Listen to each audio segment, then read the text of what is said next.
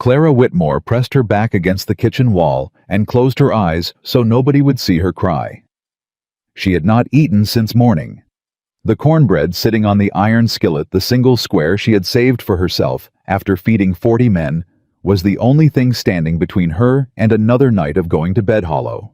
Then she heard it. A small cough from the back hallway. A child's cough. The kind of sound that doesn't ask for anything because it already knows the answer will be no. Clara opened her eyes. She looked at the cornbread. She picked up the skillet and walked toward the sound. If this story moves you the way it moved me, please subscribe to this channel and follow along until the very end, because what happens next will stay with you long after it's over. Drop a comment and tell me what city you're watching from. I want to see how far this story travels. Now let's begin. The child standing in the back hallway of the Willow Creek boarding house was no more than 7 years old, and she had already learned the most dangerous lesson poverty teaches, that asking for help makes people angry. So she didn't ask. She just stood there in an oversized man's coat that swallowed her whole, her fingers curling around the rough fabric like it might protect her from something she couldn't name. Her eyes were dry. She had used up her crying somewhere between the alley behind the general store and this hallway, and now she just stood there making that sound, that careful, controlled cough, the way children do when they're trying to make themselves smaller than they already are. Clara Whitmore saw all of it. She saw the coat. She saw the hollow cheeks. She saw the way the girl kept her chin tilted down, braced for a hard word or a slammed door. And Clara felt something shift inside her chest. Not pity, because pity was something you gave from a distance, but recognition. The deep, bone-level kind that only comes when you have been that child yourself. She crossed the kitchen in 4 steps and crouched down so her eyes were level with the girl's. "You hungry, sweetheart?" The child didn't answer, just stared. "It's all right," Clara said quietly. "You don't have to say it.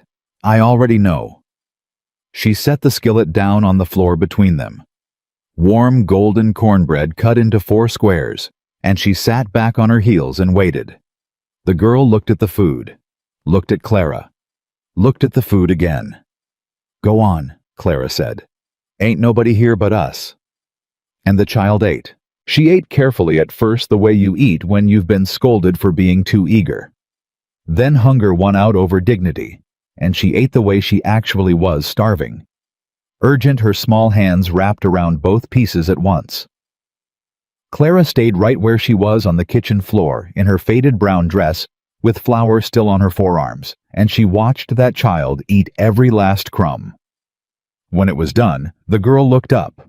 "Thank you, ma'am," she said. Her voice was barely above a whisper. "Thank you for letting me feed you," Clara answered. That was not something anyone had ever said to the child before. The girl blinked, opened her mouth, closed it again. Then she turned and slipped back out through the hallway door, and the cold air from the Montana night rushed in for just a second before the latch clicked shut. Clara stayed on the floor for a long moment. Then she stood up, picked up the empty skillet, and set it on the counter. She was not angry. She was not sad exactly. She simply stood in her kitchen in the deep quiet of that January evening in 1884 and accepted what was true. She would go to bed hungry tonight. Again. And nobody in this entire town would notice. Again. That was the thing about being Clara Whitmore. You could feed a whole frontier town and still be invisible in it. She had been cooking at the Willow Creek boarding house for 3 years. Before that, she had worked in a cattle camp cookhouse south of the territorial border. Before that, a logging crew mess hall. Before that, a church kitchen where the pastor's wife let her sleep on a cot near the stove in exchange for making breakfast and supper 7 days a week. She had been feeding people since she was 9 years old, which was the year her mother died, and the year she understood that being useful was the only currency she had. She was 26 now. She had been useful for 17 years, and she was so tired she sometimes forgot what it felt like not to be. Willow Creek in the winter of 1884 was a town that believed it knew exactly what it had.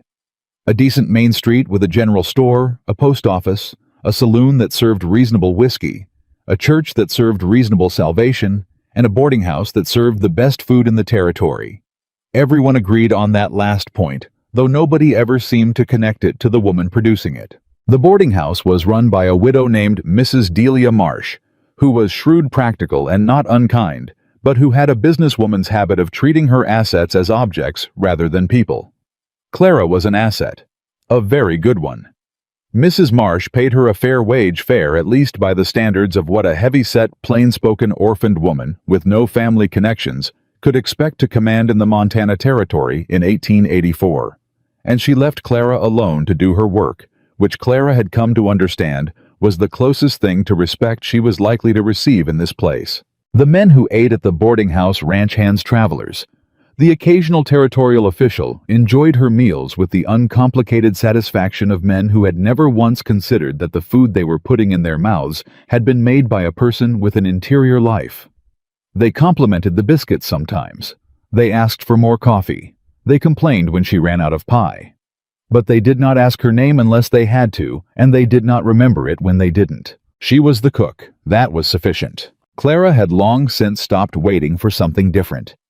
Waiting required hope, and hope in her experience was a luxury that cost more than it returned. So, she did her work. She did it extremely well. She took satisfaction in the doing of it in the precise heat of a well-managed fire, in the smell of bread rising in the moment when a man who had been riding hard through a Montana winter sat down in front of a hot plate and let his shoulders drop, and she did not ask for anything in return. She had learned not to. What she had not expected, what no part of her careful, self-contained life had prepared her for, was Ethan Caldwell. He came into the boarding house dining room the first time on a Wednesday evening in the second week of February, stomping snow off his boots in the doorway and pulling off a heavy canvas coat with the efficiency of a man who didn't waste motion. Tall, dark-haired, with the kind of brown that catches the light a certain way and turns almost mahogany near the temples. A face that had been weathered by outdoor work into something honest, not pretty, not rough, but settled. Like he'd been through enough weather to stop being surprised by it, and had arrived at a kind of comfortable reckoning with the world. He sat at the far end of the long table, without being directed, which was the habit of men who were accustomed to reading a room. He ate without complaint and without comment, which was the habit of men who had good manners, or had long ago eaten enough terrible food that decent food was simply a relief. He left a coin beside his plate when he was done, a deliberate, unhurried gesture, and he was halfway to the door when he paused. He turned back. "Excuse me," he said, not loud, not demanding, just clear. Mrs. Marsh looked up from the cash box near the window. "Something wrong, Mr. Caldwell?" "Nothing wrong," he said. "I just wanted to ask who made that cornbread." Mrs. Marsh blinked. It was the kind of question she wasn't used to. "My cook," she said. "Could I speak with her?" There was a pause in the room. One of the ranch hands at the near end of the table glanced up from his plate. Another man set down his coffee cup. It was the kind of pause that happens when something ordinary suddenly becomes strange. Mrs. Marsh recovered herself. "I'll see if she's available," she said in a tone that communicated that her cook was never not available. She came back to the kitchen where Clara was washing the heavy iron pans, and told her in a brisk and slightly baffled voice that a man wanted to speak with her about the cornbread. Clara dried her hands on her apron. She wasn't nervous exactly. She had no framework for what this was, so she didn't know what to be nervous about. She walked out of the kitchen and into the dining room, and she saw him standing by the door, still in no hurry, arms loose at his sides, and she stopped a few feet away from him and met his eyes. "I'm Clara Whitmore," she said. "I do the cooking here." "Ethan Caldwell," he said. He reached up and touched the brim of his hat in that small, deliberate gesture that meant something in the West. Acknowledgement, respect, the recognition of a person as a person. "I own the Double C Ranch 6 miles north. I wanted to tell you that was the best cornbread I've had since my mother passed." Clara looked at him for a moment. She was accustomed to compliments about her food. They were usually delivered the way people delivered weather observations, pleasant, impersonal, forgotten as soon as spoken. But this man was looking at her while he said it. Not at his hat, not at the door, at her. "Thank you," she said, I appreciate you saying so. How do you make it? He asked. She tilted her head slightly. Sir, the cornbread. I'm curious what you do different. My mother used buttermilk and a cast iron she'd had since before the war. But yours has something else to it. I can't place it. Clara was quiet for a second. Nobody had ever asked her that before. Not the ingredient people asked about ingredients sometimes, but the thinking behind it. The intentionality. Nobody had ever looked at what she made and wondered what she was doing. I add a little bacon fat to the batter, she said slowly. And I let the skillet get hotter than most people do before the batter goes in. Makes the bottom crust set faster seals in the moisture. Ethan Caldwell nodded, genuinely. The way a person nods when they've just been told something they actually wanted to know. That's good technique, he said. Thank you, kid. He looked at her for another moment. Not the way men sometimes looked at women assessing for different purposes, but thoughtful, considering. Miss Whitmore, he said, are you satisfied here? Clara blinked. The question landed so far outside the bounds of anything she had been asked in recent memory that for a moment she genuinely didn't know how to answer it. Were you satisfied? Not are you available. Not what's the price of a weekly meal plan. Not can you make twice as many biscuits on Saturday because the Hendersons are coming through. Are you satisfied? I do good work here, she said carefully. That's not what I asked. She looked at him. He looked back and his expression was not unkind and not pushy. It was simply patient. The way a man looks when he's genuinely willing to wait for an honest answer. No, Clara said at last, quietly. I don't reckon I am. Ethan nodded once, as if that answer confirmed something he'd already suspected. I'll be back, he said. He touched his hat brim again. Thank you for telling me about the bacon fat. He walked out. Clara stood in the middle of the dining room for a long moment after the door closed. The ranch hand at the near table was staring at her. She ignored him, turned around, and walked back into her kitchen. She stood at the sink for a while, hands braced against the counter, staring at nothing. Something had happened just now. She couldn't name it, but something had happened. He came back on Friday. He sat in the same spot, ate everything on his plate, and on his way out, he stopped at the kitchen door, which nobody did, because the kitchen was Clara's domain, and people understood by some unspoken convention that you didn't wander into it uninvited, and he knocked on the frame. Clara looked up from the stove. Didn't want to bother you, he said, but I had a thought about the bacon fat. Did you try it? She asked before she could stop herself. I had my bunkhouse cook try it. A pause. It was better. Not as good as yours, but better than before. Your cook needs to let the skillet get hotter, Clara said. Most people rush that step. I'll tell him. He didn't move to leave. Clara looked at him steadily. Was there something else, Mr. Caldwell? I've been thinking about what you said, he told her. About not being satisfied. I shouldn't have said that. Why not? It was honest. It wasn't professional. You weren't asked a professional question, he said. You were asked a real one. Clara set down the wooden spoon she'd been holding.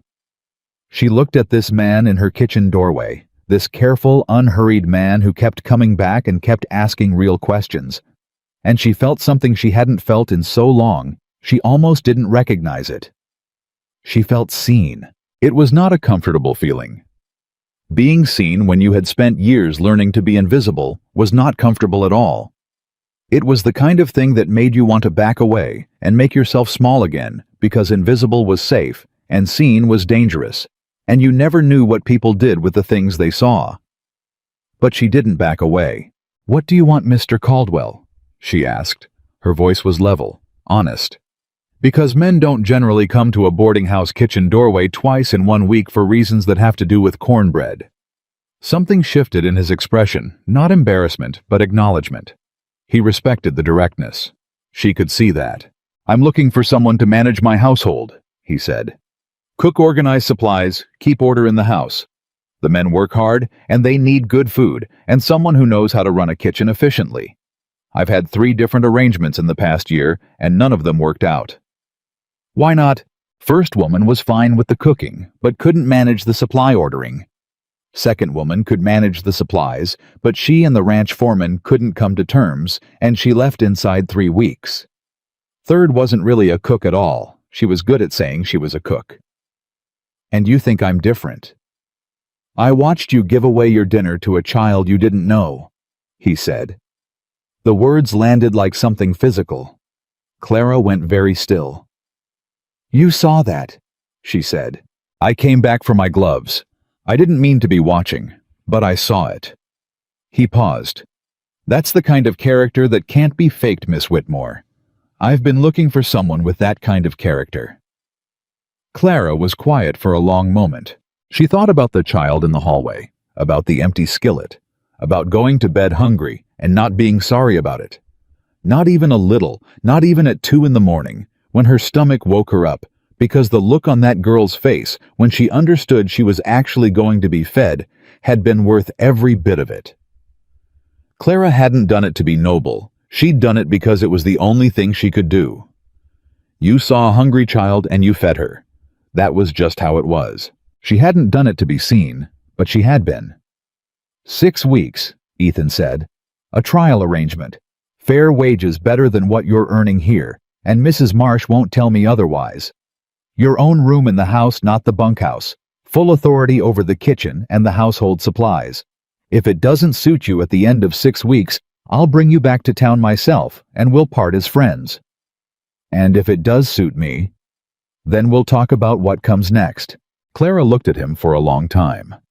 She thought about everything it would mean to say yes. To leave the boarding house and the kitchen, she knew the town that ignored her, the careful, invisible life she had built around being necessary but never noticed. To walk into something unknown, a ranch full of strangers, a foreman, she'd never met a man she barely knew, who kept looking at her like she was something worth looking at. She thought about what it would mean to say no. More of the same. More winters in this kitchen. More invisible years in a town that called her the cook and never her name. I'll need 2 days to make arrangements with Mrs. Marsh, Clara said. Ethan Caldwell's expression didn't change dramatically, but something in it eased the way a landscape eases when the clouds finally break and the light comes through. Take 3, he said. There's no rush. He touched his hat brim for the 3rd time and walked back through the dining room, and Clara stood at her stove and listened to the sound of the front door closing, and then the silence after, and she pressed one hand flat against her sternum, the way you do when something hits you too hard to stay on the outside. She was terrified. She was going. She spent the next 2 days in a state of careful, controlled preparation that looked from the outside like her ordinary self, efficient, quiet, steady, and felt from the inside like standing at the edge of something she couldn't see the bottom of. She told Mrs. Marsh, who received the news with the tight-lipped expression of a woman calculating the inconvenience, and arrived after a moment at the grudging conclusion that she couldn't argue with Caldwell's wages. You know what you're doing, Mrs. Marsh said.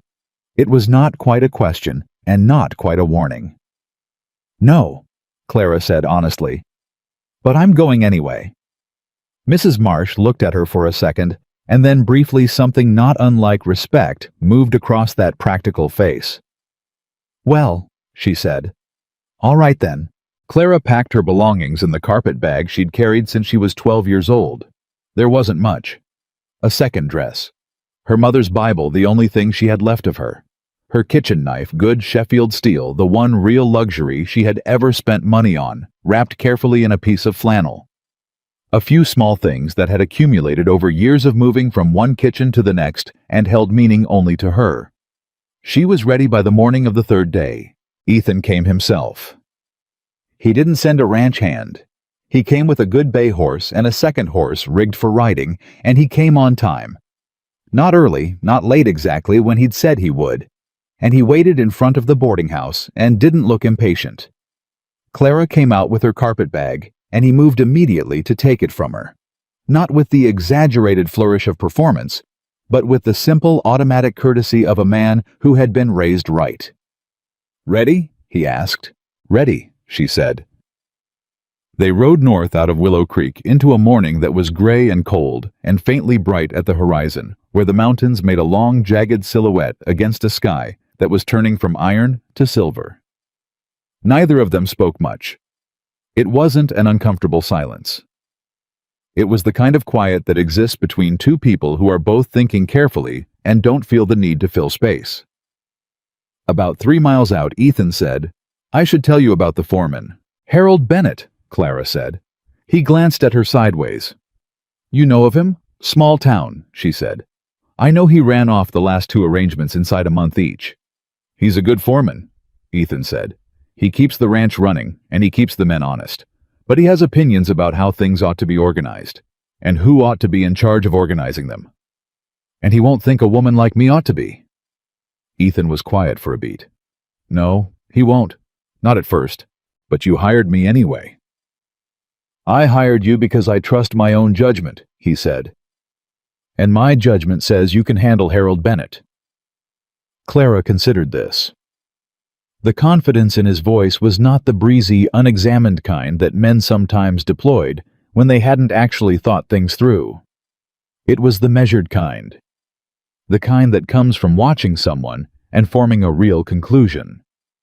"What makes you think that?" she asked. "Because Harold is loud," Ethan said. "And you're not.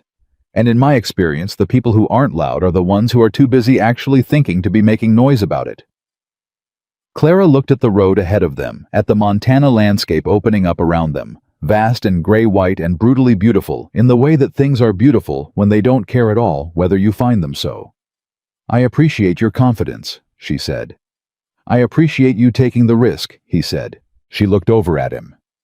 He was watching the road, not her. But the words were genuine. She could hear it. He understood that this was a risk she was taking, not just a job she was accepting. He understood that leaving the only place you know, even a place that has never truly seen you, costs something. And he was grateful for it without making it sentimental. She turned back to the road. 3 miles later, the Caldwell Ranch came into view. It was larger than she'd imagined. The main house was solid timber and stone, 2 stories built to last against Montana winters by someone who had thought carefully about what lasted. Around it, connected by worn dirt paths, were the bunkhouse, the cook shack, the barn, the equipment shed, and various smaller structures, whose purposes she would learn in time. In the distance, past the fence lines, cattle moved slowly against the white of the snow-covered fields. It was not a pretty place exactly, but it had weight to it, substance. The kind of ranch that had been built by real work over real years and intended to endure. Clara looked at it and thought, I could make something of this. Not the buildings, not the land, the people in it. She thought, I know how to make a place feel like somewhere people want to be. I've just never had a place where I was allowed to do it properly. They rode into the yard, and a handful of men came out of the bunkhouse to look not rudely, just with the frank curiosity of people whose days don't offer much variety. They were weathered men, most of them. The kind you found on ranches in the territory a few past 40. A couple who looked barely 21, older man with a gray beard who watched her from under the brim of his hat with eyes that were assessing but not unkind. And then Harold Bennett came out of the barn. Clara knew him immediately, even though she'd never met him. He was a big man, broad through the shoulders, with a face built for command, square jaw, hard eyes. The kind of stance that said, I run this place, and I'd like you to know it the moment you set eyes on him. He walked across the yard toward them, and his gaze went directly to Clara, and stayed there, not in a way that was rude exactly, but in a way that was calculating, and not favorably. Ethan swung down from his horse. Harold, this is Clara Whitmore. She'll be managing the household. Harold's eyes didn't move from Clara. Mr. Caldwell. Miss Whitmore. The acknowledgement was bare. Minimum necessary courtesy, and nothing more. Clara met his gaze without flinching. Mr. Bennett, she said. I've heard you keep the best organized operation in this part of the territory. I'm hoping we can find a way to make the household run half as well as your ranch work. Something flickered in Harold's expression. He hadn't been expecting that. We'll see, he said. His voice was flat. Ethan said nothing. He was watching both of them, and Clara could feel that the quiet attention of a man who had brought two forces together and was waiting to see what happened when they met. "I'd like to start in the kitchen," Clara said to Ethan, "and see what I'm working with before dinner." "Of course," Ethan said. He gestured toward the main house. "I'll show you in." As they walked toward the door, Clara heard one of the younger ranch hands say something under his breath to the man beside him. She didn't catch the words, but she caught the tone dismissive, slightly amused. The sound of a young man who has looked at a heavy-set woman in a faded brown dress and decided in 2 seconds that he knows what she is and isn't. She didn't stop, didn't turn around. She kept walking, because she had been that quiet woman in the background for 26 years. She knew exactly what men like that were expecting, and she knew something else too, something that the child she'd once been had learned the hard way and never forgotten. The most powerful thing you can do to a person who has written you off is to simply be extraordinary in their presence until they have no choice but to revise their opinion. She walked into the kitchen of the Caldwell Ranch house, and she looked around at what she had to work with, and something settled in her deep and certain, the way a cast iron skillet settles when you put it on a properly built fire. She was going to make something of this place. She didn't know yet what it was going to cost her. She didn't know yet what it was going to give her in return. But she was here. She had come. And for the first time in as long as she could remember, she was standing in a kitchen that was not a punishment, not a hiding place, not a way of making herself necessary enough to justify existing. She was standing in a kitchen because a man had looked at her, really looked at her, and asked who made the cornbread. And that was enough to start.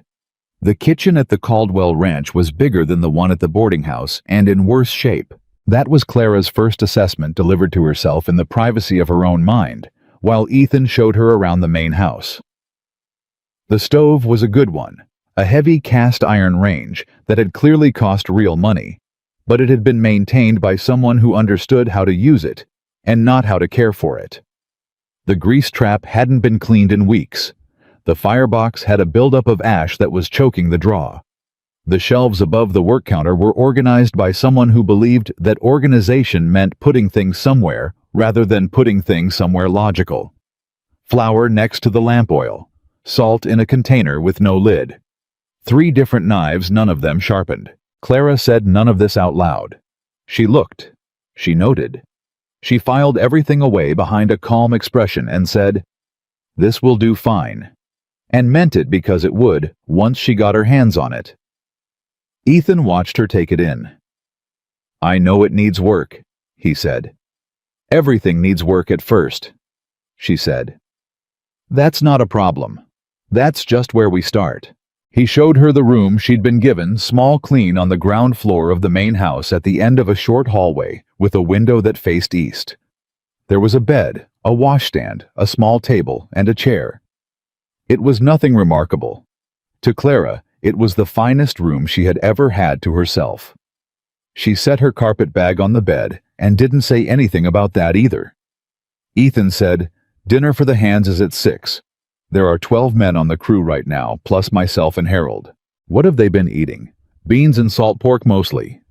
The last arrangement, the one that didn't work out, she managed about 3 days before she gave notice. 3 days, Clara said. Harold. Ethan said simply. Clara nodded. "Understood. I'll have something on the table by 6. Ethan paused at the door. "Miss Whitmore, you don't have to prove anything today." She looked at him. "With respect, Mr. Caldwell," she said quietly, "I've been proving things my whole life. I wouldn't know how to stop." He held her gaze for just a moment. Then he nodded once, that same measured acknowledgement she was coming to recognize as his particular language, and left her to it. She was in the kitchen inside 10 minutes, and she worked. She cleaned the grease trap first, because it needed to be done before anything else could be done well. She cleared the ash from the firebox and rebuilt the fire properly, opening the drawer so the heat ran clean and strong. She reorganized the shelves in the time it took the stove to reach temperature. Everything grouped by use, everything with a place, nothing stored near anything that could contaminate it. She found the flour barrel and checked it for weevils, which she half expected, and found she set it aside and made a note to speak to Ethan about new stock. Behind a cabinet that hadn't been opened in what smelled like months, she found a tin of lard, a string of dried onions, 2 jars of canned tomatoes, and a slab of smoked bacon still in its wrapping. She made biscuits. She made a pan gravy from the bacon drippings, thickened with the flour she'd tested, and found acceptable, seasoned with the onions and the canned tomatoes broken down into the fat. She found a sack of dried beans that had been soaking in someone's abandoned good intentions, and she got those on to simmer low with the bacon rinds for flavor. It wasn't a complex meal. It was an honest one. The kind of food that said someone made this for you. Someone thought about what you needed. By 5:30, the smell had found its way out of the kitchen and across the yard. Clara knew when it reached the bunkhouse because she heard the door open, and she heard someone say something, and she heard laughter. And she could tell from the quality of that laughter that it was not the tired mechanical kind men make out of habit, but the genuine surprised kind that happens when something unexpected reaches them. At 6 o'clock, 12 ranch hands filed into the dining room of the main house and sat down, and Clara brought the food out herself. She had not yet identified who was meant to help with serving, and she was not going to wait to find out, and she set it on the table and stepped back. The room was quiet for a moment. Then the young man who had muttered something under his breath in the yard that morning, sandy-haired, probably 22, with the particular kind of confidence that belongs to men who haven't been wrong enough times, yet reached for the biscuit basket and took one and bit into it. He stopped chewing. He looked at the biscuit. He looked up. "Lord," he said. It came out quiet and voluntary, the way genuine surprise comes out when there's no time to perform it. The man beside him, older, the one with the gray beard, reached for a biscuit himself, ate it in 2 bites, sat back in his chair with the expression of a man recalibrating something important. "Ma'am," he said, raising his voice toward the kitchen doorway where Clara had reappeared with the gravy. "What is your name?" "Clara Whitmore," she said. "Joe Hicks," he said, touching his hat brim from his seat. "I've been eating on this ranch for 4 years. That is the best biscuit I have had in the state of Montana." "Territory," someone corrected. "Don't matter what it is," Joe said. "It's still the best." Clara set the gravy down without ceremony. "There's beans on the back of the stove. I'll bring them out when the gravy's gone." She went back to the kitchen, and behind her she heard the room come to life, not noisily but genuinely, the way a room does when people are actually enjoying what they're eating rather than simply consuming it. She pressed her back against the kitchen wall for just a second and let herself feel it. That particular warmth that had nothing to do with the stove. Then she straightened up and went back to work. Harold Bennett did not come to dinner. She found out later from Joe Hicks, who turned out to be the kind of man who relayed information in a matter-of-fact way, without editorial comment, that Harold rarely ate in the main house. He took his meals in the foreman's quarters, a habit he'd established years ago, and which nobody questioned, because nobody wanted to. That night, Clara sat at the kitchen table after everything was cleaned and thought about Harold Bennett. She thought about him the way she thought about a particularly difficult stove, not with frustration, but with problem-solving attention. He was a man who had ordered this household for a long time in the absence of anyone else to do it. He had opinions about how things should run because in the vacuum of real management, his opinions had become policy. Challenging that was not going to be a matter of confrontation. It was going to be a matter of demonstrating calmly and repeatedly that her way produced better results. She had done it before. Not here, but she had done it. She went to bed and slept well for the first time in months. The next morning she was up before anyone else and had coffee on, and oatmeal started by the time the first ranch hand came through. And by the time Ethan came down from upstairs, she had a plate ready for him and a second cup of coffee poured. He stopped in the kitchen doorway. "You didn't have to do that," he said. "I know," she said. "Sit down, Mr. Caldwell." He sat. He ate. He was quiet for a while in that comfortable way of his, and then he said, "The men were talking at the bunkhouse last night, about dinner." "What were they saying?" "They were saying they hoped you stayed." Clara wrapped both hands around her own coffee cup. Outside, the first gray light of a Montana morning was pressing itself against the kitchen window. "I hope so too," she said. Ethan looked at her across the table. "How did you sleep?" "Well," she said honestly. "Better than I have in a long time." "Good." He turned back to his plate. "Then let's have a good day." The good day lasted until about 10 o'clock when Harold Bennett walked into the kitchen. Clara was at the counter working through the supply inventory, making a list of what was needed, what was spoiled, what had been stored incorrectly and needed to be dealt with. And she heard his boots on the floor and turned around. He was holding a piece of paper. "The supply order goes out to Willow Creek on Thursdays," he said. He held the paper out to her. "That's what we order, every week. Same list." Clara took the paper. She looked at it. It was a reasonable list for keeping men fed at a basic level. Salt pork flour, dried beans, coffee lard. A few other staples. No variety. No fresh anything, not even when fresh things were available. "Thank you," she said. "I'll want to make some changes." Harold's expression didn't move, but something behind his eyes did. "Those are the supplies that work. They're the supplies that keep people from going hungry." Clara said, her voice even and polite. "That's not quite the same thing." "It's the same thing on a working ranch." "Mr. Bennett," Clara said. She set the list down on the counter.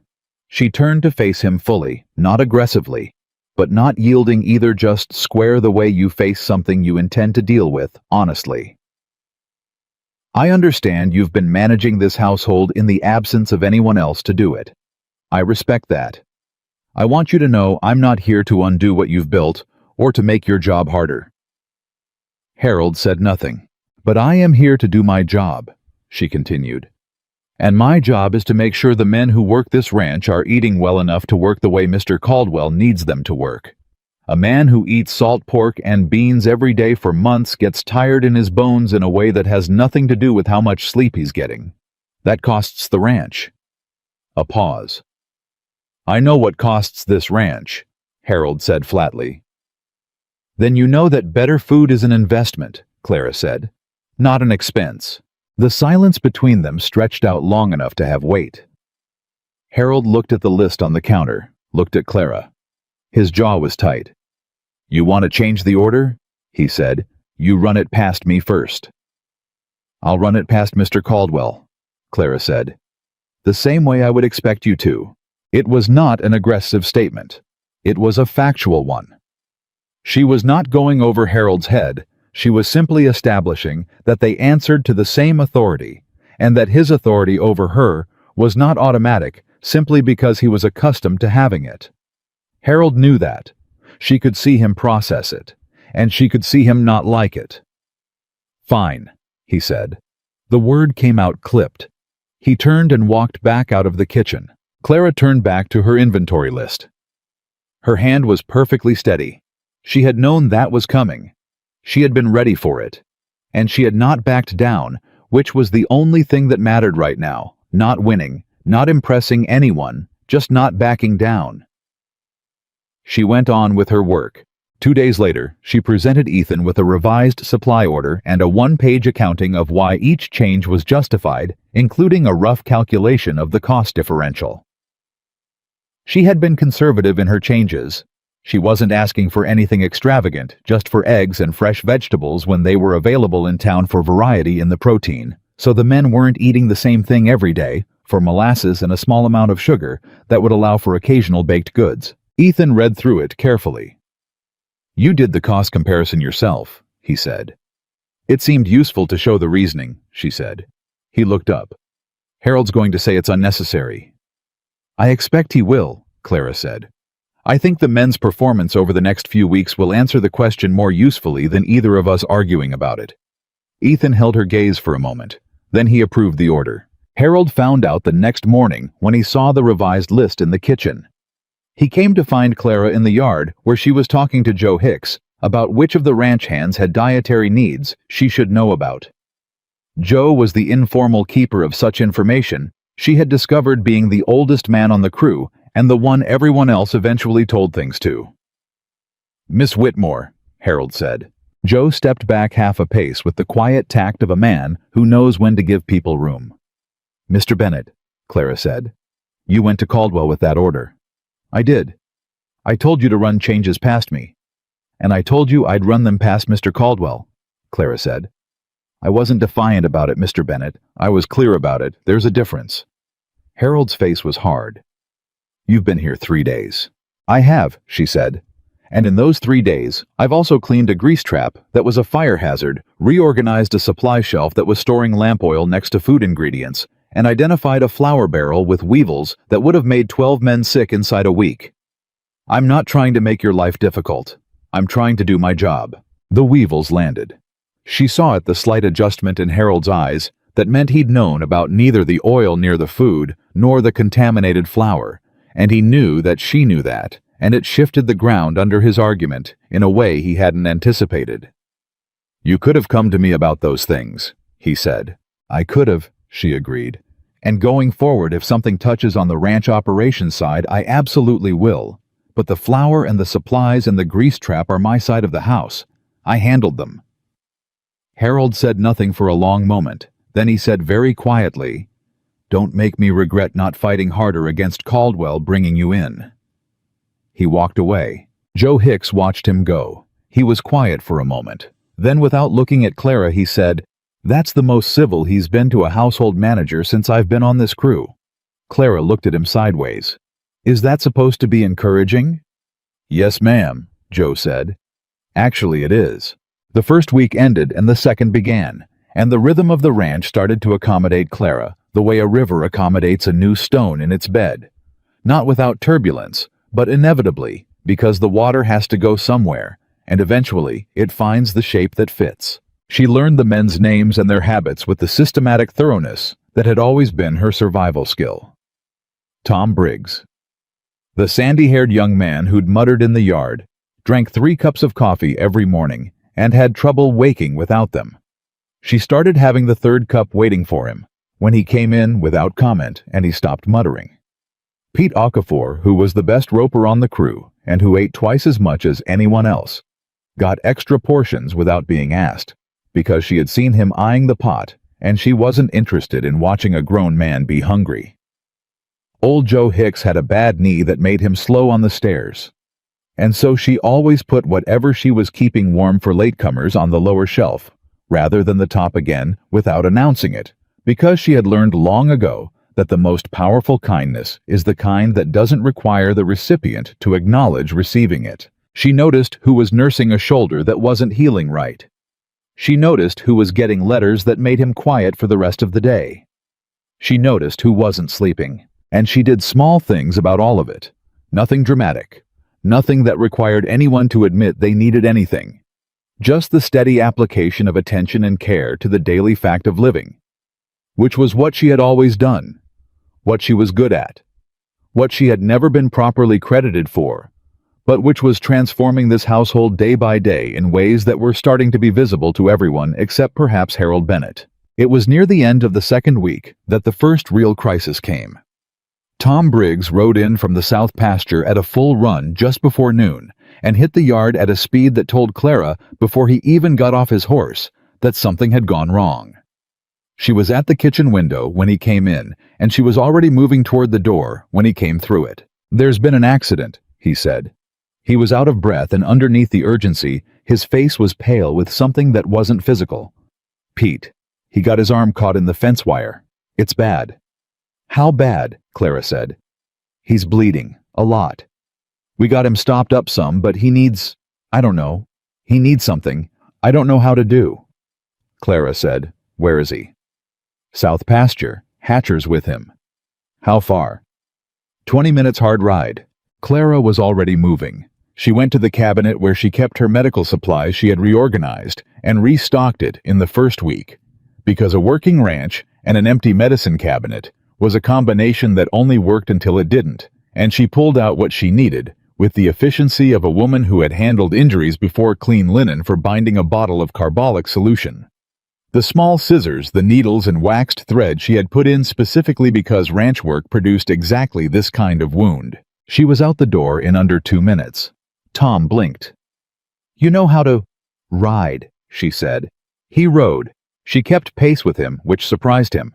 Clara Whitmore on horseback was not what he had expected. But he had been wrong about her before, and he was beginning to understand that. And so he adjusted and rode, and she was right there with him, the whole 20 minutes out to the south pasture. Pete Okafor was sitting against a fence post with his arm wrapped in Hatcher's shirt and the color of a man who had lost a meaningful amount of blood. He looked up when they came in, and his expression cycled through relief and embarrassment in quick succession, relieved to see help, embarrassed that the help was the cook. "It ain't as bad as it looks," he said. "Let me see," Clara said. "Miss Whitmore, you don't have to." "Pete," she said calmly. "Let me see your arm." He let her see it. It was, in fact, about as bad as it looked. The wire had caught him at the forearm and torn a gash that needed closing. Not immediately life-threatening if handled correctly, and probably quite serious if not. Clara cleaned it with the carbolic. Pete hissed and swore, and she waited him out without apology, because infection was worse than the pain of preventing it, and she closed it with 8 careful stitches, while Pete looked at the sky and said things under his breath that she chose not to hear. When she tied off the last stitch, she wrapped the arm cleanly and sat back. Pete looked at his arm, looked at her. "Where did you learn to do that?" he said. It came out slightly odd. "Cattle camp," she said. "Before here. Ranch cook is a long way from a doctor and things happen." She started packing her kit. "You need to keep this clean and dry for at least a week. If it gets hot or starts to smell wrong, you come find me immediately. Not at the end of the day. Immediately." "Yes, ma'am," Pete said.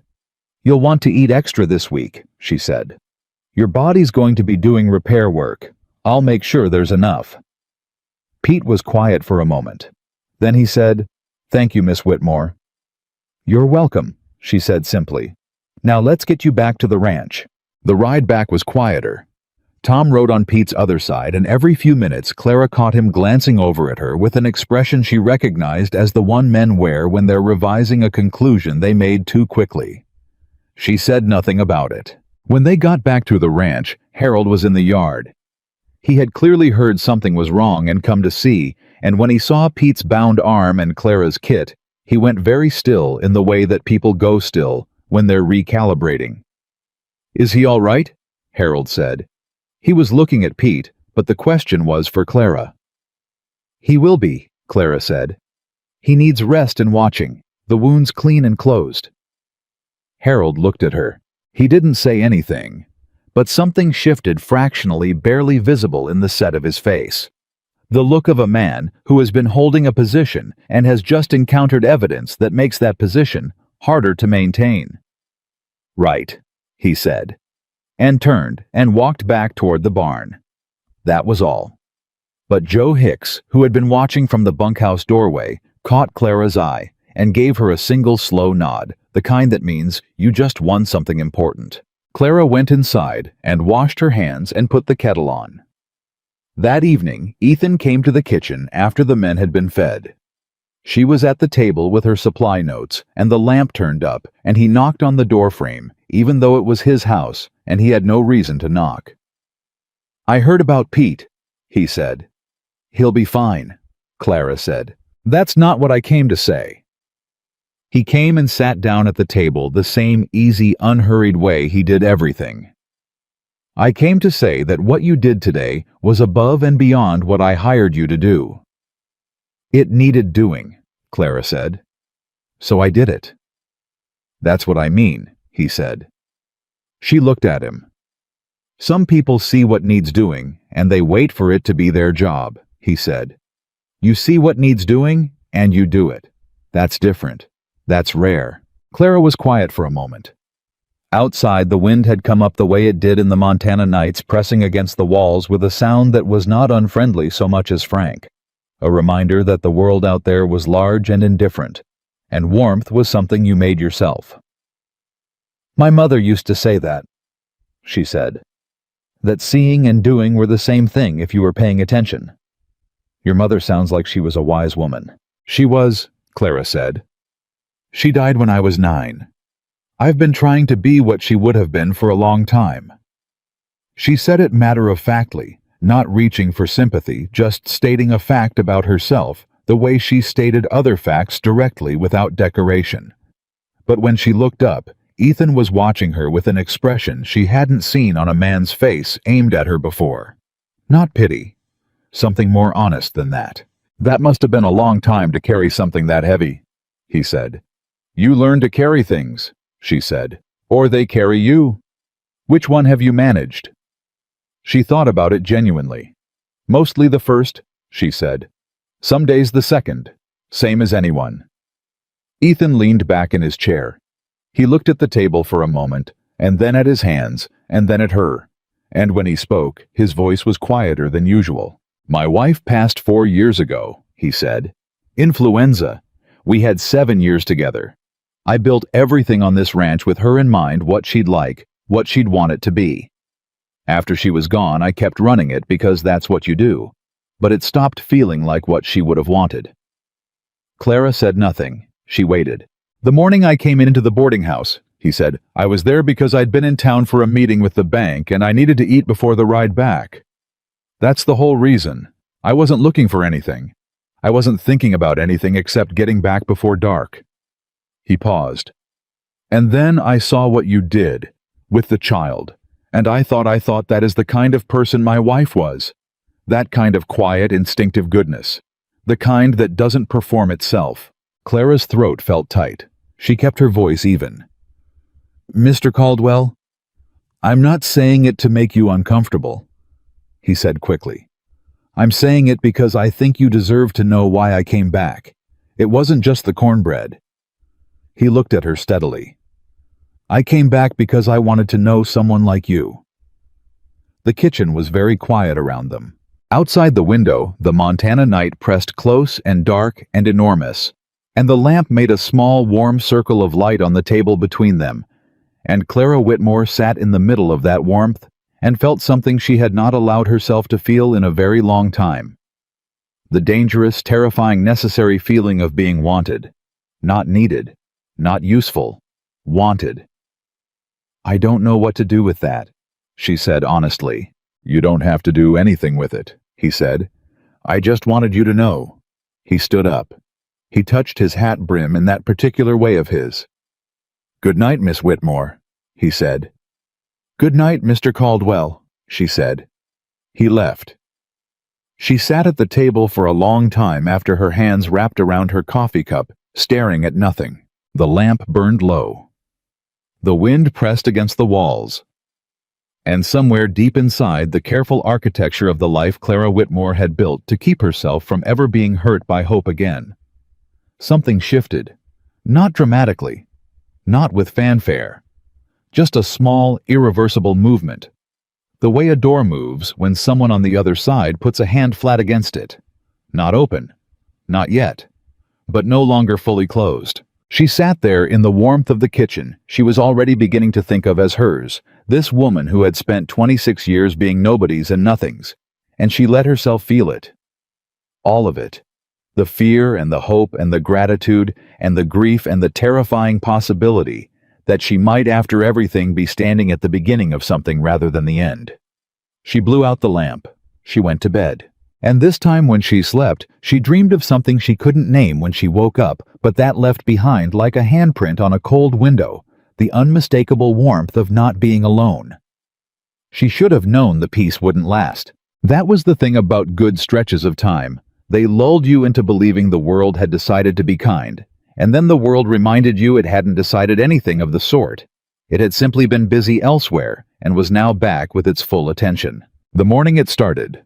Clara was in the kitchen making apple preserves from the last of the fall stores when she heard hoofbeats in the yard. Not the ordinary rhythm of ranch work, but the fast, purposeful kind that meant someone was arriving with something to say.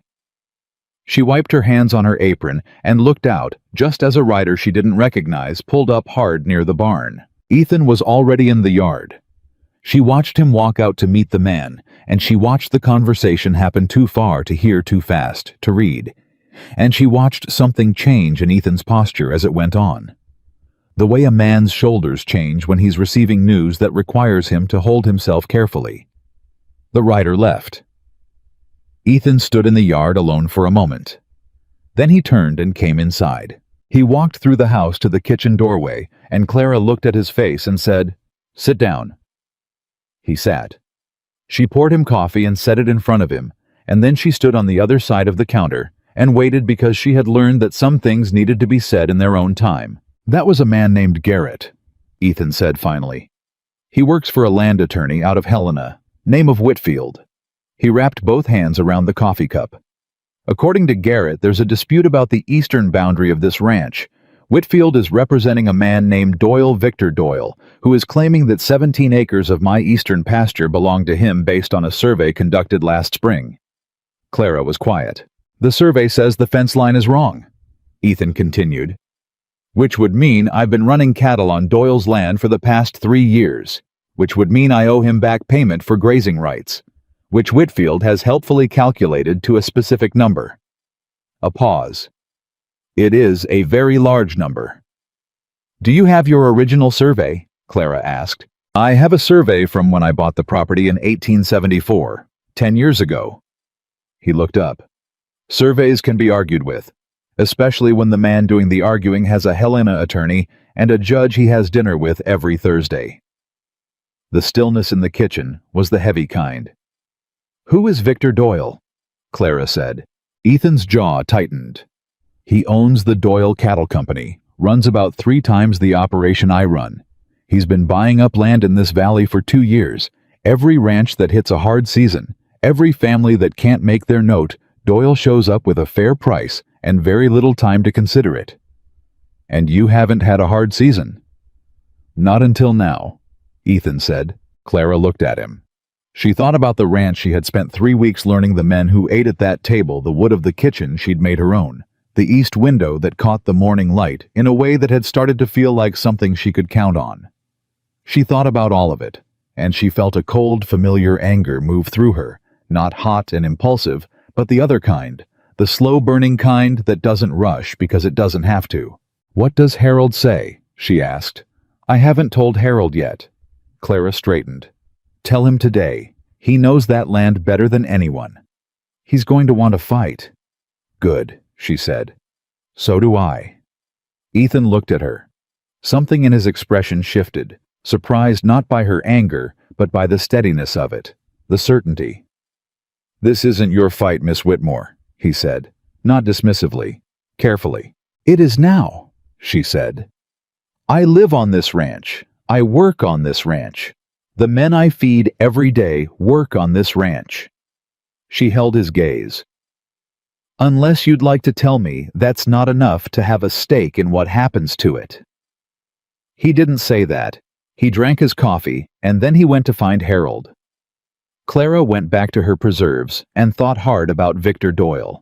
The conversation between Ethan and Harold happened in the yard, which Clara couldn't hear, but she could see it through the window, and she didn't need to hear it.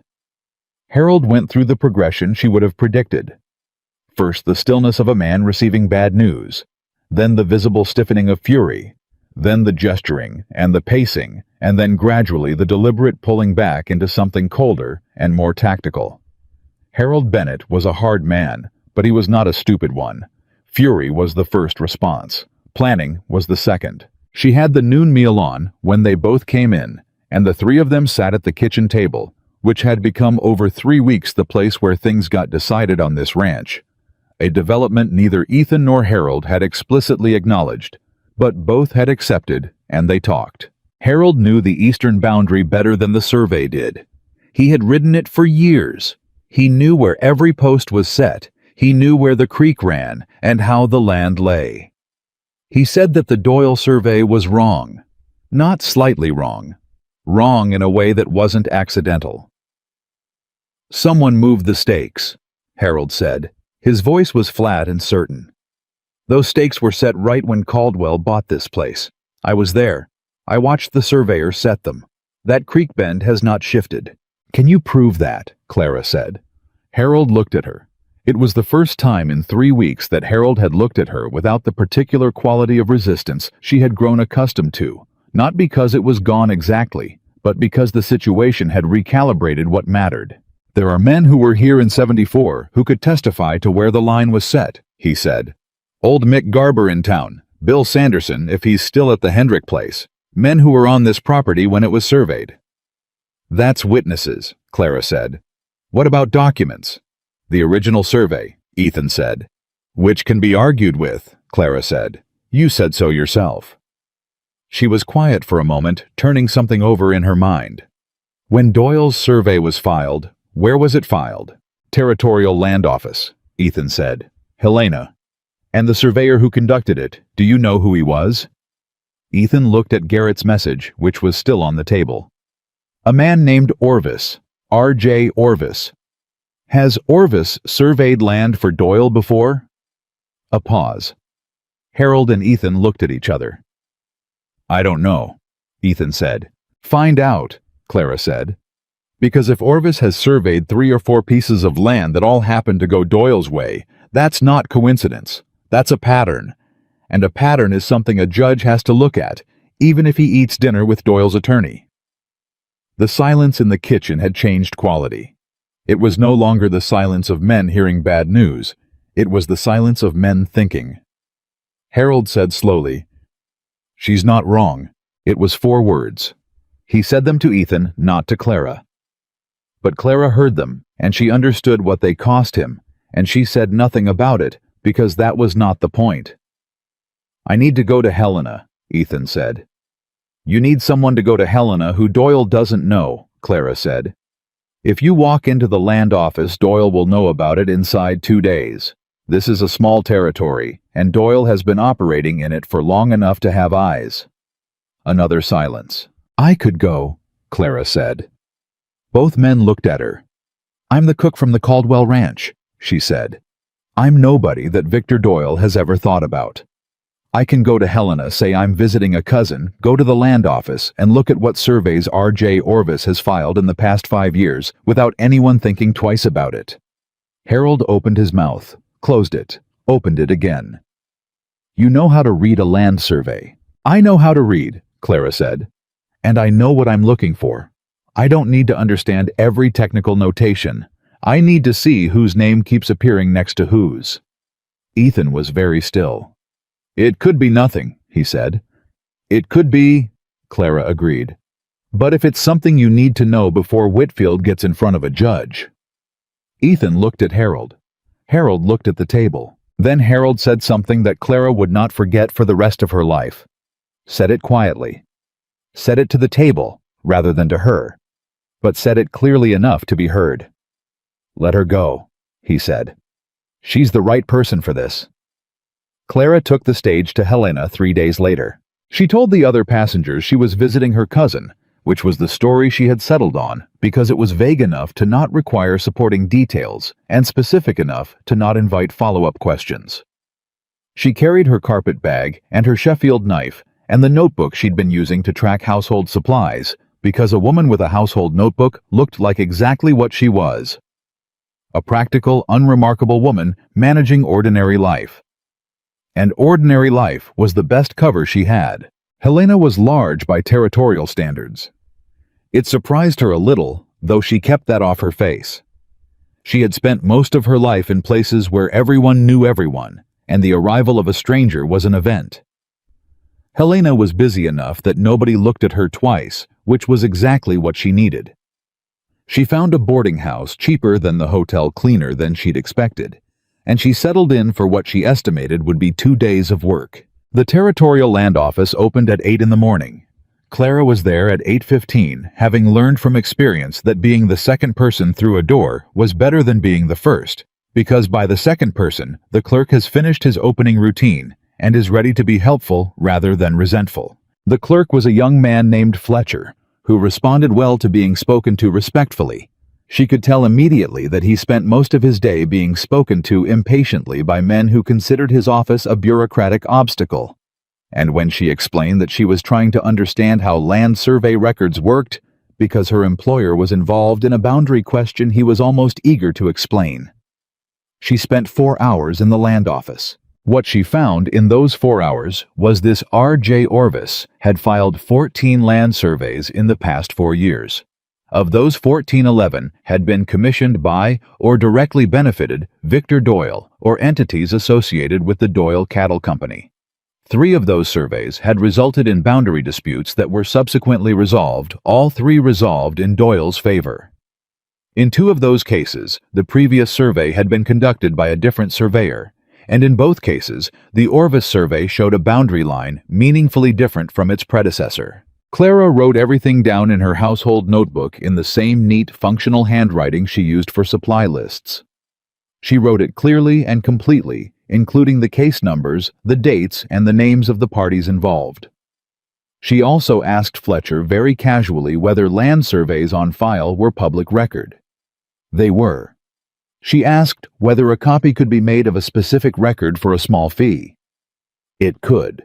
She left the land office with copies of 3 of the most relevant surveys and a notebook full of information that she carried pressed under her arm.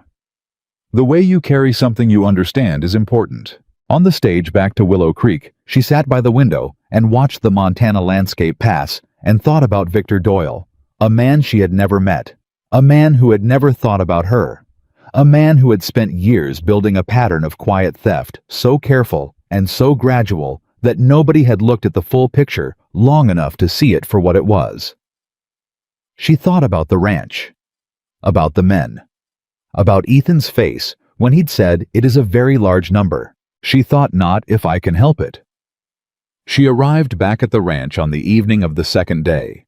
Ethan was in the yard when the wagon came up the road and he walked out to meet her. He had not sent a hand. He had come himself and he helped her down without being asked, and his eyes went to her face, immediately reading it. "Well," he said. "Inside," she said. "Get Harold." They sat at the kitchen table, the 3 of them again, with the lamp turned up and Clara's notebook open in front of them, and she walked them through everything she had found. She laid the copied surveys on the table. She showed them the pattern. She explained it simply and clearly, the way she explained recipes, not because the men weren't capable of understanding complexity, but because simplicity was more powerful than complexity when you needed people to act on information. When she finished, the kitchen was very quiet. Harold picked up one of the copied surveys.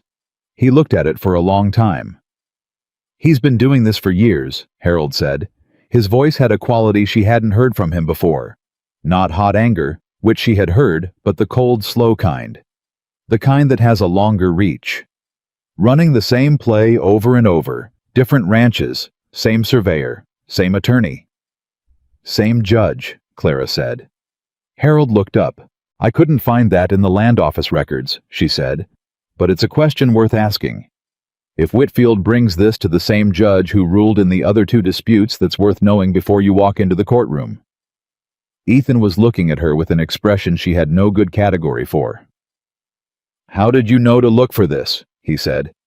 "I didn't," she said honestly. "I looked for what was there, and this is what was there. You went alone to a territorial capital and spent 2 days in a government office and came back with evidence that might save this ranch," he said. "I went to Helena and looked at public records," she said. "That's all." Clara. He said her name, her first name, for the first time, and the word was so quiet and so direct that it stopped everything. "That is not all." She looked at him. The lamp burned between them. Harold was looking at his hands.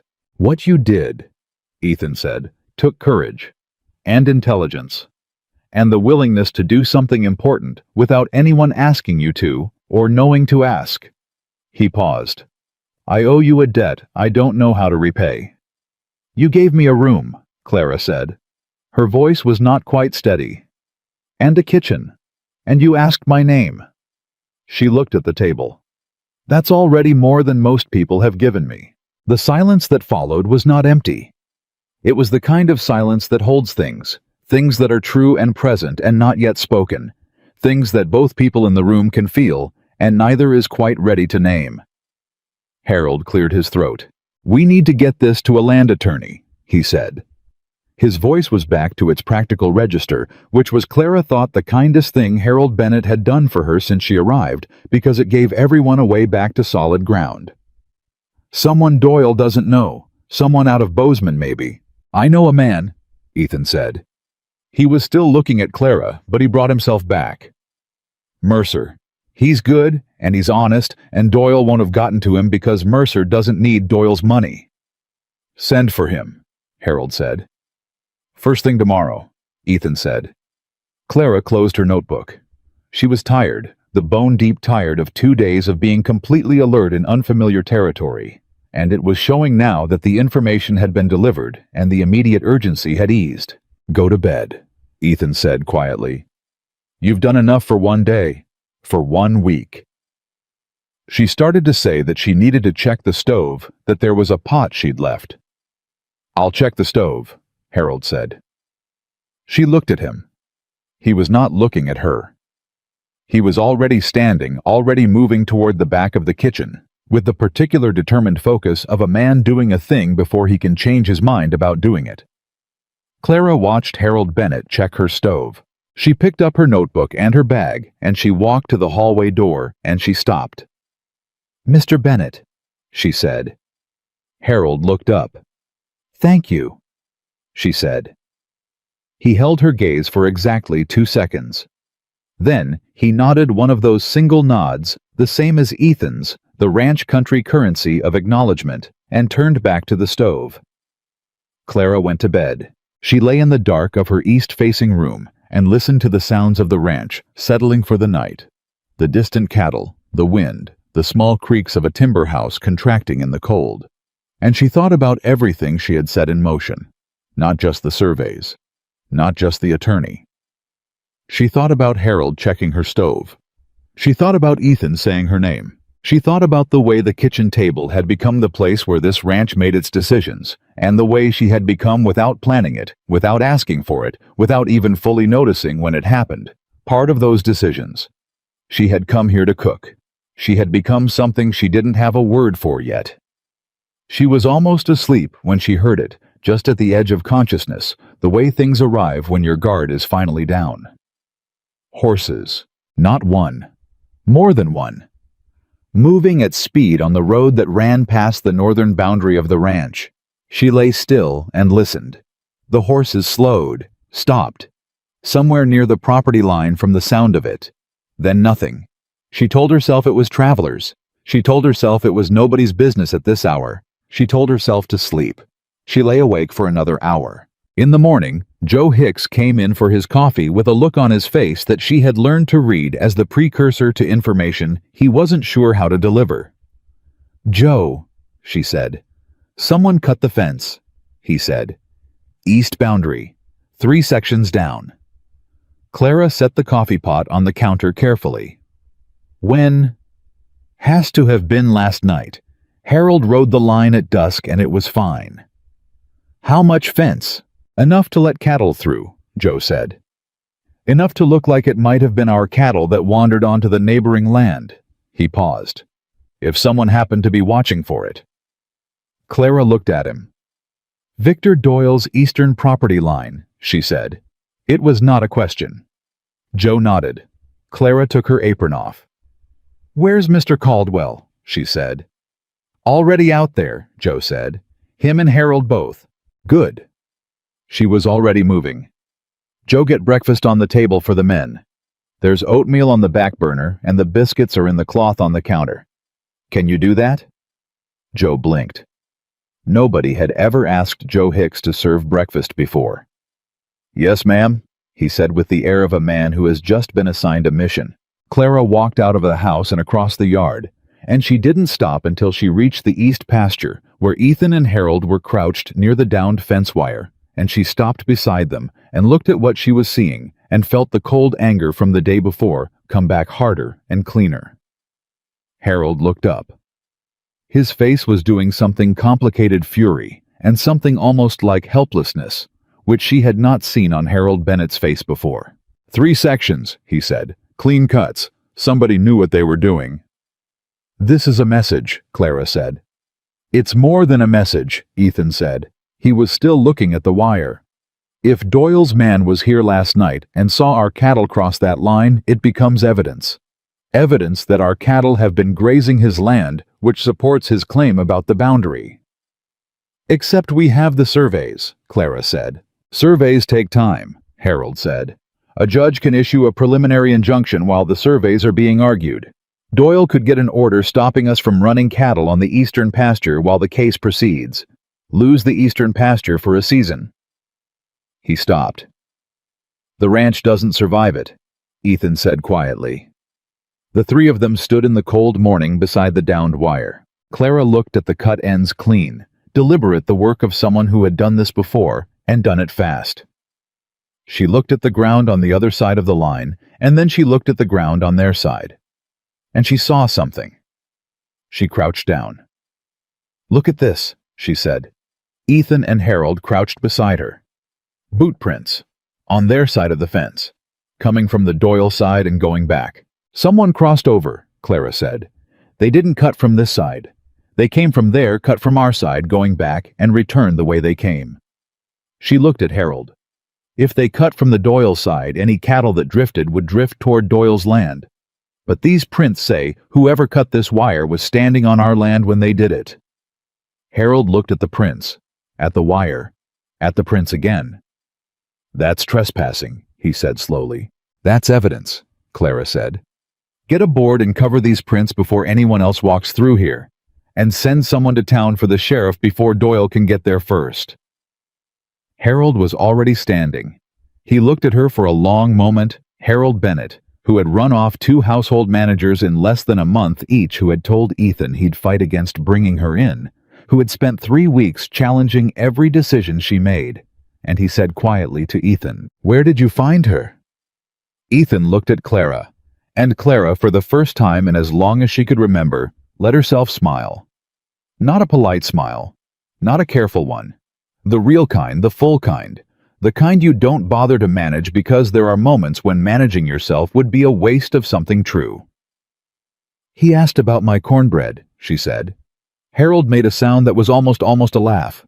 Then he turned and walked back toward the barn, shouting for Tom Briggs, and moving with the urgent, purposeful stride of a man who has accepted that the situation is serious, and that there is work to do, and that he is in fact not the only competent person on this ranch. Ethan stood beside Clara in the cold morning light. He was close enough that she could have reached out and touched his arm, and the thought occurred to her in a way that it hadn't before. Not as an idea, but as an impulse, a thing her body wanted before her mind had approved it. She didn't reach out, but she noticed it. "This isn't over," she said. "No." He agreed. "Doyle is going to keep coming. This is going to get worse before it gets better." "I know." "Then we need to be ready," she said. "We need Mercer here before the week is out. We need the sheriff to document these prints today, before weather or feet can erase them. We need your witnesses from 1874 found and contacted." She turned to look at him. "Can you do all of that?" "Yes," he said. "Then do it," she said. "I'll keep the house running. I'll keep the men fed and steady. You handle Doyle." He looked at her for a long moment, in the cold, clear light of that Montana morning, and his expression held something she was learning to read, the particular look of a man who has found in a place he wasn't searching. Something he understands is rare and is trying to figure out what to do with that knowledge. "Together," he said. It was one word. It landed like a promise. Clara held his gaze for just a second longer than necessary. Then she turned and walked back toward the house because there was breakfast to manage and a ranch to hold together and a fight coming that was going to require every bit of everything she had. But as she walked, she carried that word with her, together. She turned it over in her chest, the way you turn something precious carefully, with both hands aware of its weight. She was not afraid anymore. She was ready. The sheriff arrived by mid-morning. His name was Aldous Crane, a lean, deliberate man in his late 50s, who had been keeping order in this part of the territory long enough to know the difference between a genuine dispute and a manufactured one, and who listened to Ethan's account of the cut fence and the boot prints with the careful, unhurried attention of someone who was taking it seriously without committing himself to a conclusion. Clara served him coffee at the kitchen table. She did it naturally, without ceremony, the way she did everything, and she stayed in the kitchen while the men talked, not invisibly, not hovering, but present, because she had found that being present and being quiet at the same time made people forget to watch what they said, and she was interested in what Sheriff Crane said when he wasn't performing for an audience. What he said was this: after examining the boot prints and the cut wire, and making his notes in a small leather book he kept in his breast pocket. "I know Doyle. I've known him 8 years. I don't have anything on him, and I want to be clear about that. But I know the kind of trouble that follows a man like that, and this?" He gestured at the fence. "This has that smell." "Will that be enough?" Harold asked. "Not in a courtroom," Crane said. "But I've documented it. Prince wire cuts angle of entry. That's in the official record now, which means if it happens again, there's a pattern." He looked at Ethan. "Don't let it happen again." "I've doubled the night ride on the East Line," Harold said. Crane nodded. He finished his coffee and stood and touched his hat to Clara, one of those small acknowledgments that she still wasn't entirely used to, and left. The three of them stood in the kitchen after he was gone, and the room had the particular feeling of a space that has just been through something and is settling back into itself. "Mercer," Clara said. "Today." "I'm sending Tom to Bozeman this afternoon," Ethan said. "He'll carry a letter." "Send Joe," Clara said. Both men looked at her. Tom is 22 and looks it. Joe is 50 and looks like a man delivering important correspondence. It matters. Harold made the sound again, the one that was almost a laugh. He had been making it more frequently in the past 24 hours. Clara was beginning to think it was his version of approval. "Joe goes," Ethan said.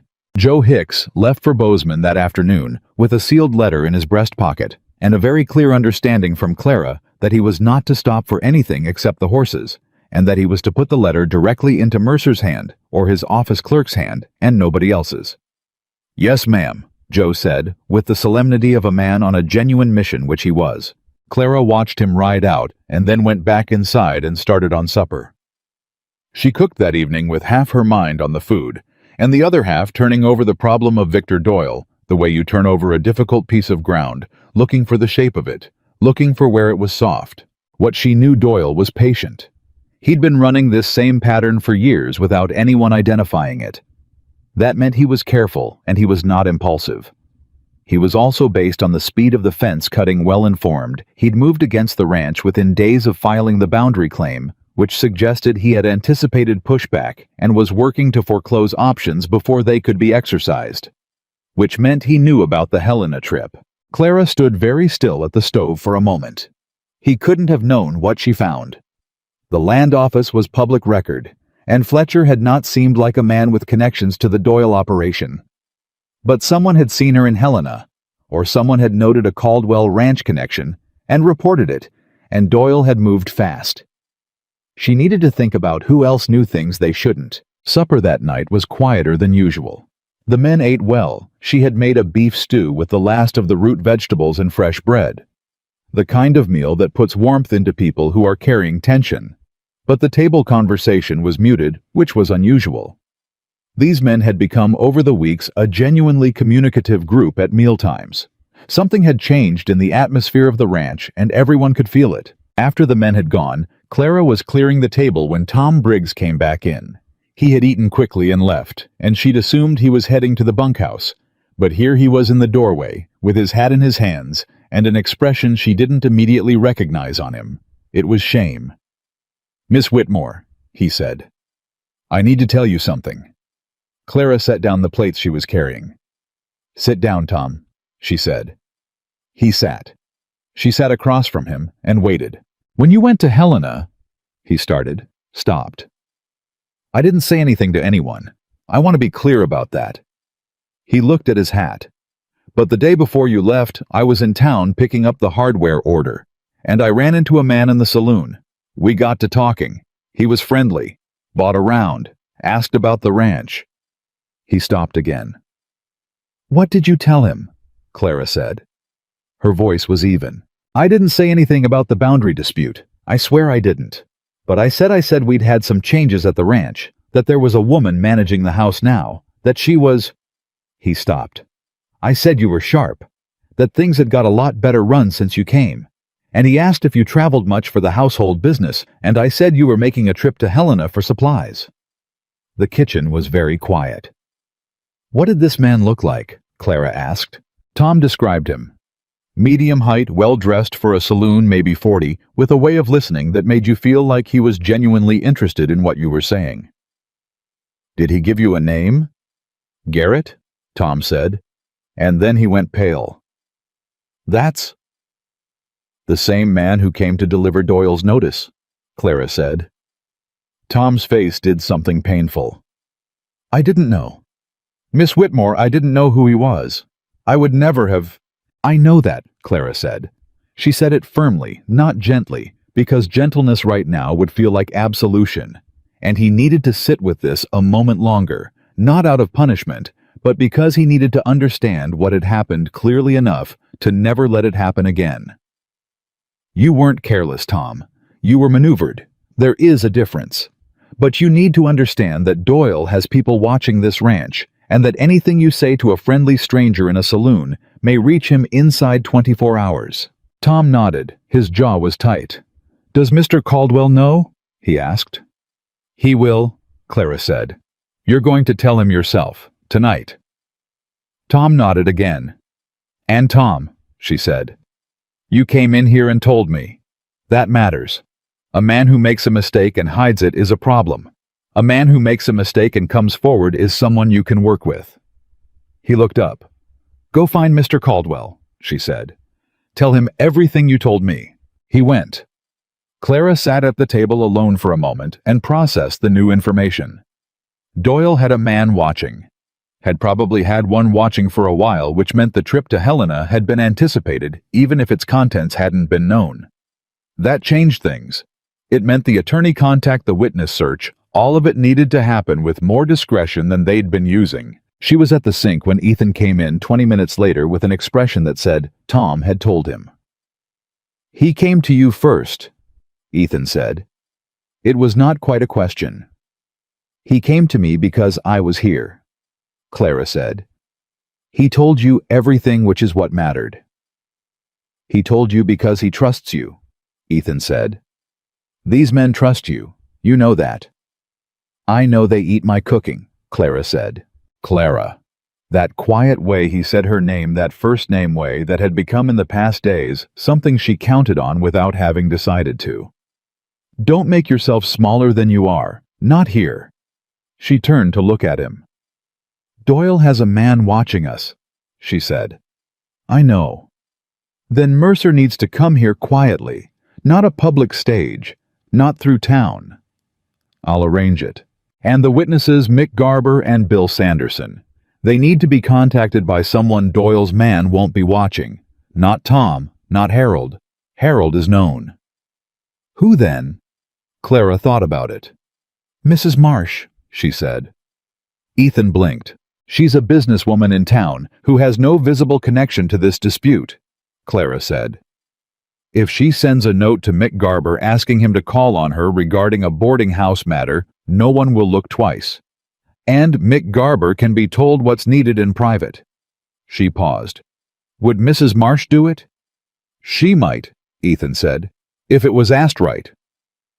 "Then let me ask her," Clara said. "I'll go to town tomorrow. Household errands. Nothing unusual."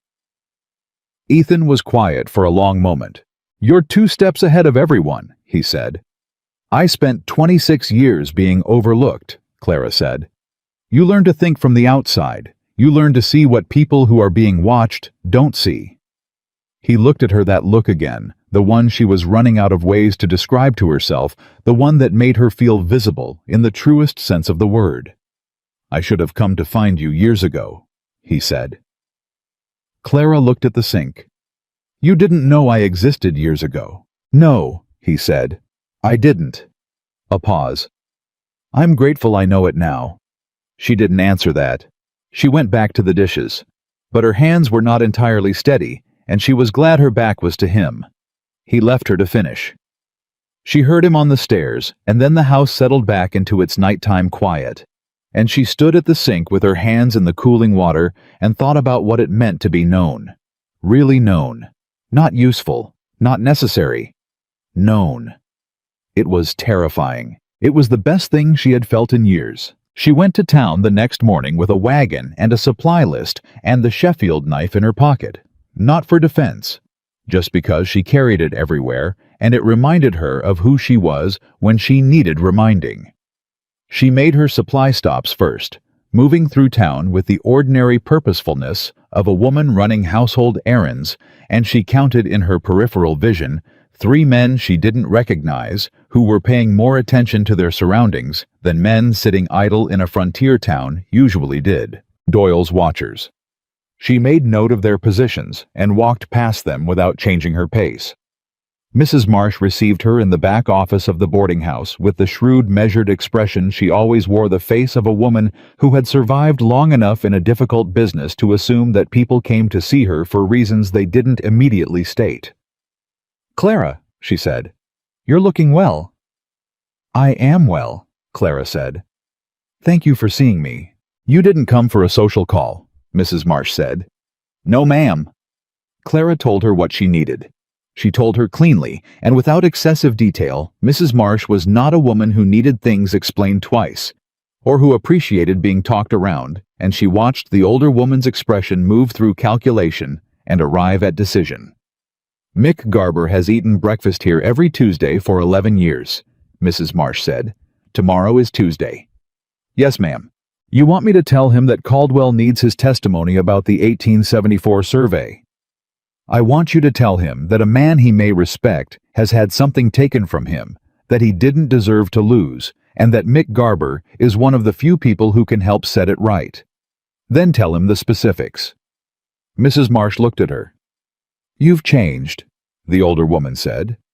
"I've had room to be myself," Clara said. "It changes people." Mrs. Marsh was quiet for a moment. Then she said, "I'll speak to Mick tomorrow, and I'll get word to Bill Sanderson through my cousin at the Hendrick place. It won't look like anything." "Thank you," Clara said. "Don't thank me," Mrs. Marsh said briskly. "Doyle has been buying up land in this valley for 2 years, and every time he does, the people who ate at my tables pack up and leave. It's bad for my business." She paused. "And it's wrong. Both things can be true." Clara stood to leave, and Mrs. Marsh stopped her with a look. "Does Caldwell know what he has?" the older woman said. Clara held her gaze. "He's beginning to," she said. She was back at the ranch by early afternoon. She reported to Ethan and Harold in the kitchen, their kitchen. She was fully thinking of it that way now, and told them about the watchers in town, and about Mrs. Marsh, and about Tuesday morning. Harold, who was leaning against the far counter with his arms crossed, said, "The Garber testimony alone might be enough to force Doyle's attorney to negotiate." "It might be," Clara said, "but I don't want to negotiate."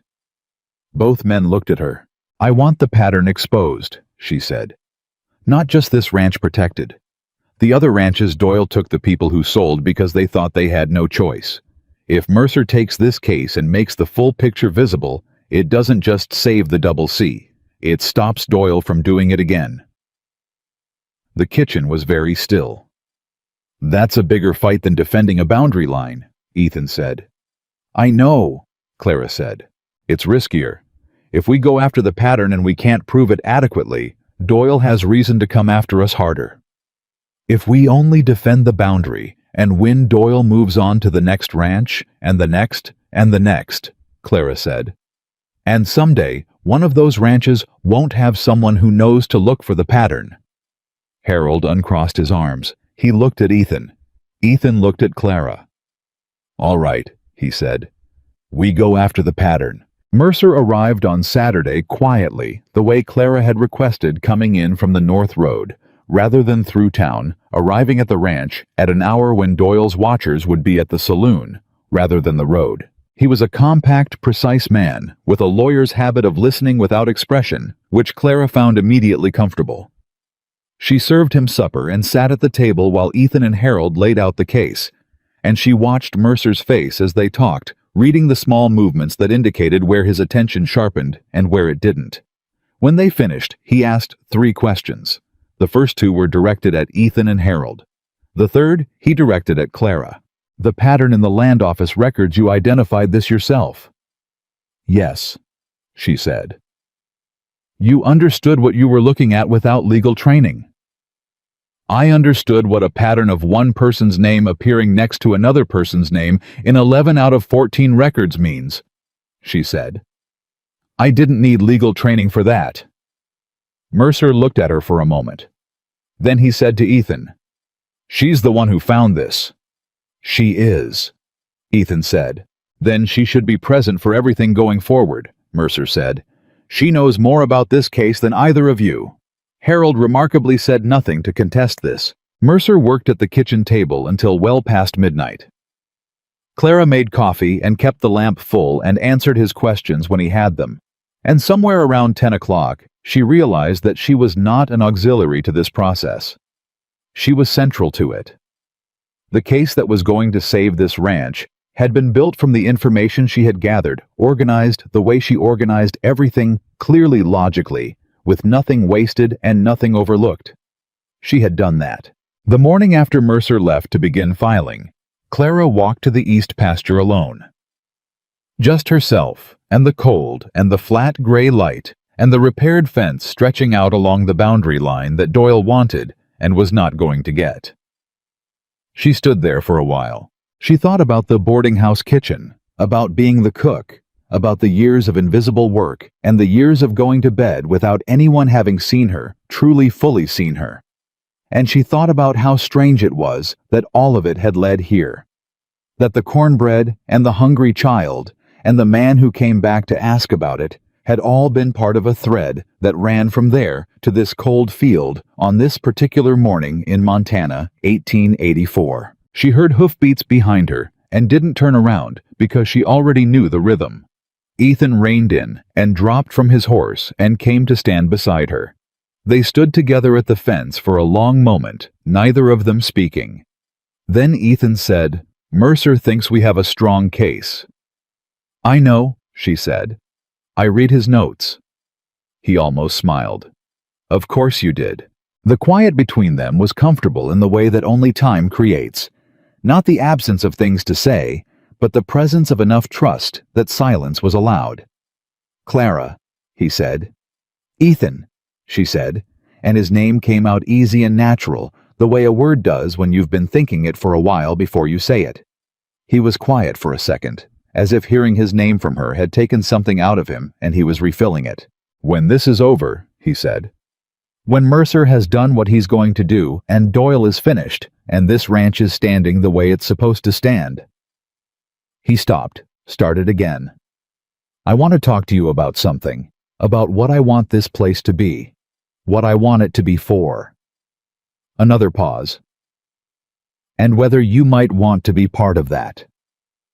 Clara kept her eyes on the fence line. Her heart was doing something large and complicated in her chest. "You could ask now," she said. Her voice was quiet. "I could," he said. "But I don't think you should have to answer a question like that while there's still a fight on.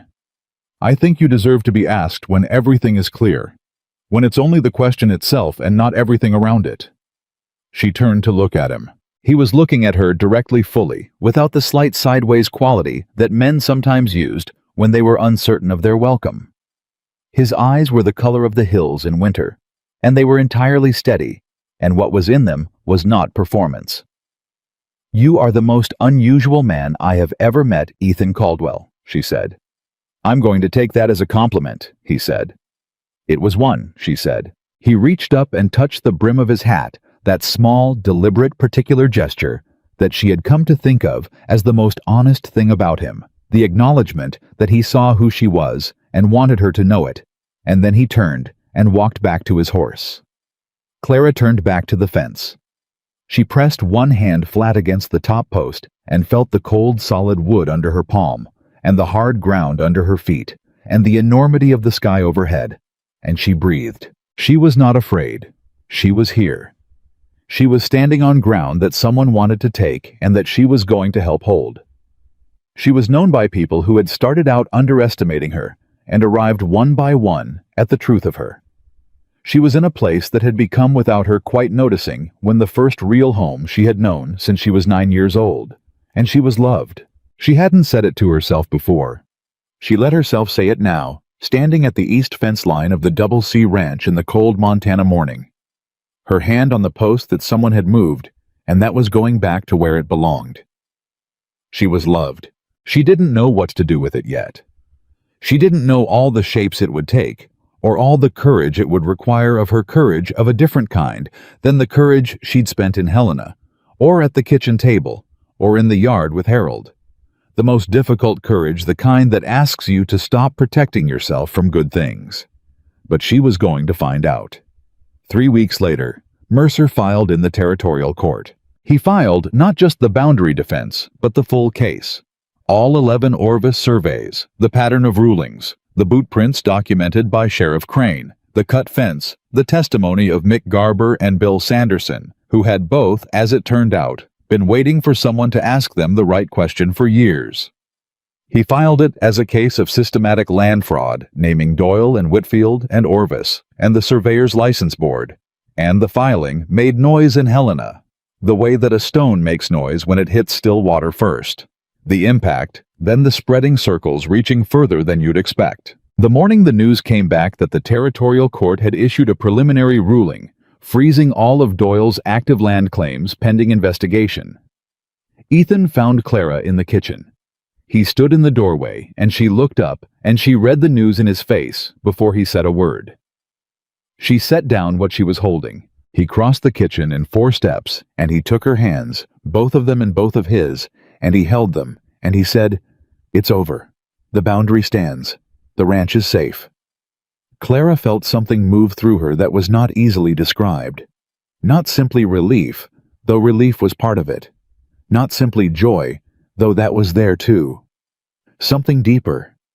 The particular feeling of having put everything you had into something that mattered and having it hold. "It's not over," she said. Her voice was steady. "Doyle will appeal. Whitfield will argue. This is the beginning of the end, not the end itself." "I know," Ethan said. He was still holding her hands. "But we're still standing." "We're still standing," she agreed. He looked at her for a long moment. "I said I'd wait until the fight was clear," he said. "You did," she said. "It's clear enough," he said. "Can I ask you now?" The kitchen was warm around them. Outside she could hear the ranch coming to life.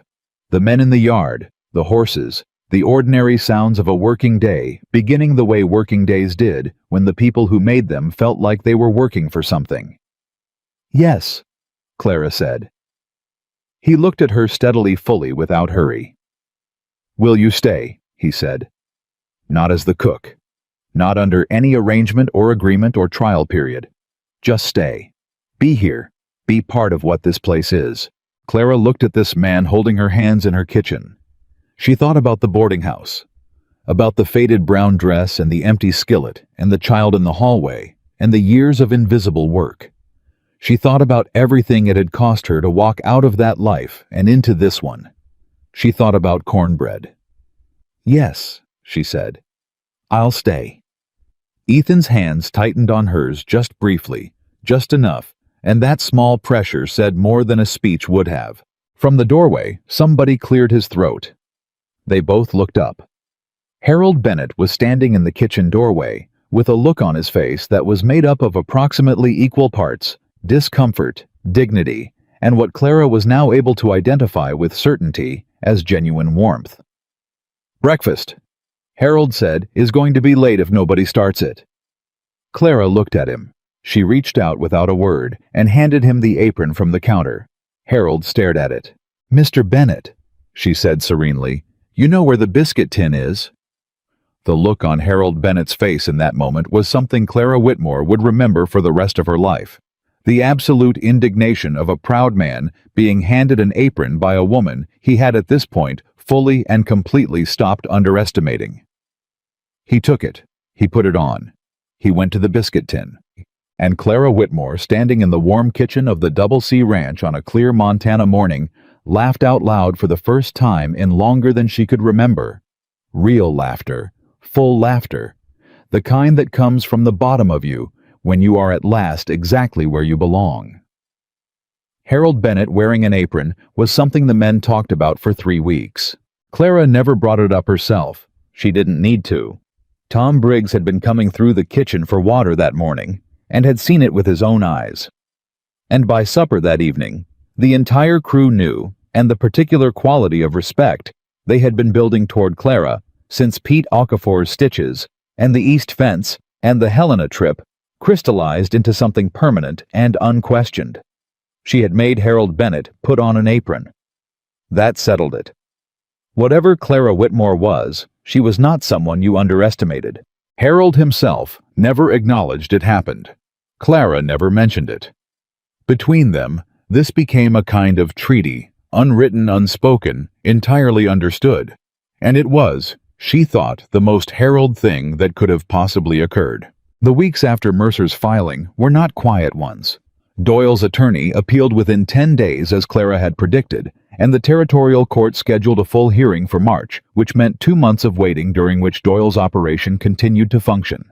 And his watchers continued to drift through Willow Creek, and the pressure on the ranch was not gone, but change transformed from the sudden violent kind into the slow grinding kind, which in Clara's experience was harder to sustain against, because the sudden kind kept your adrenaline up, and the slow kind just wore you down. She managed it the same way she managed everything, by paying attention to the people around her and doing the small specific things that kept them steady.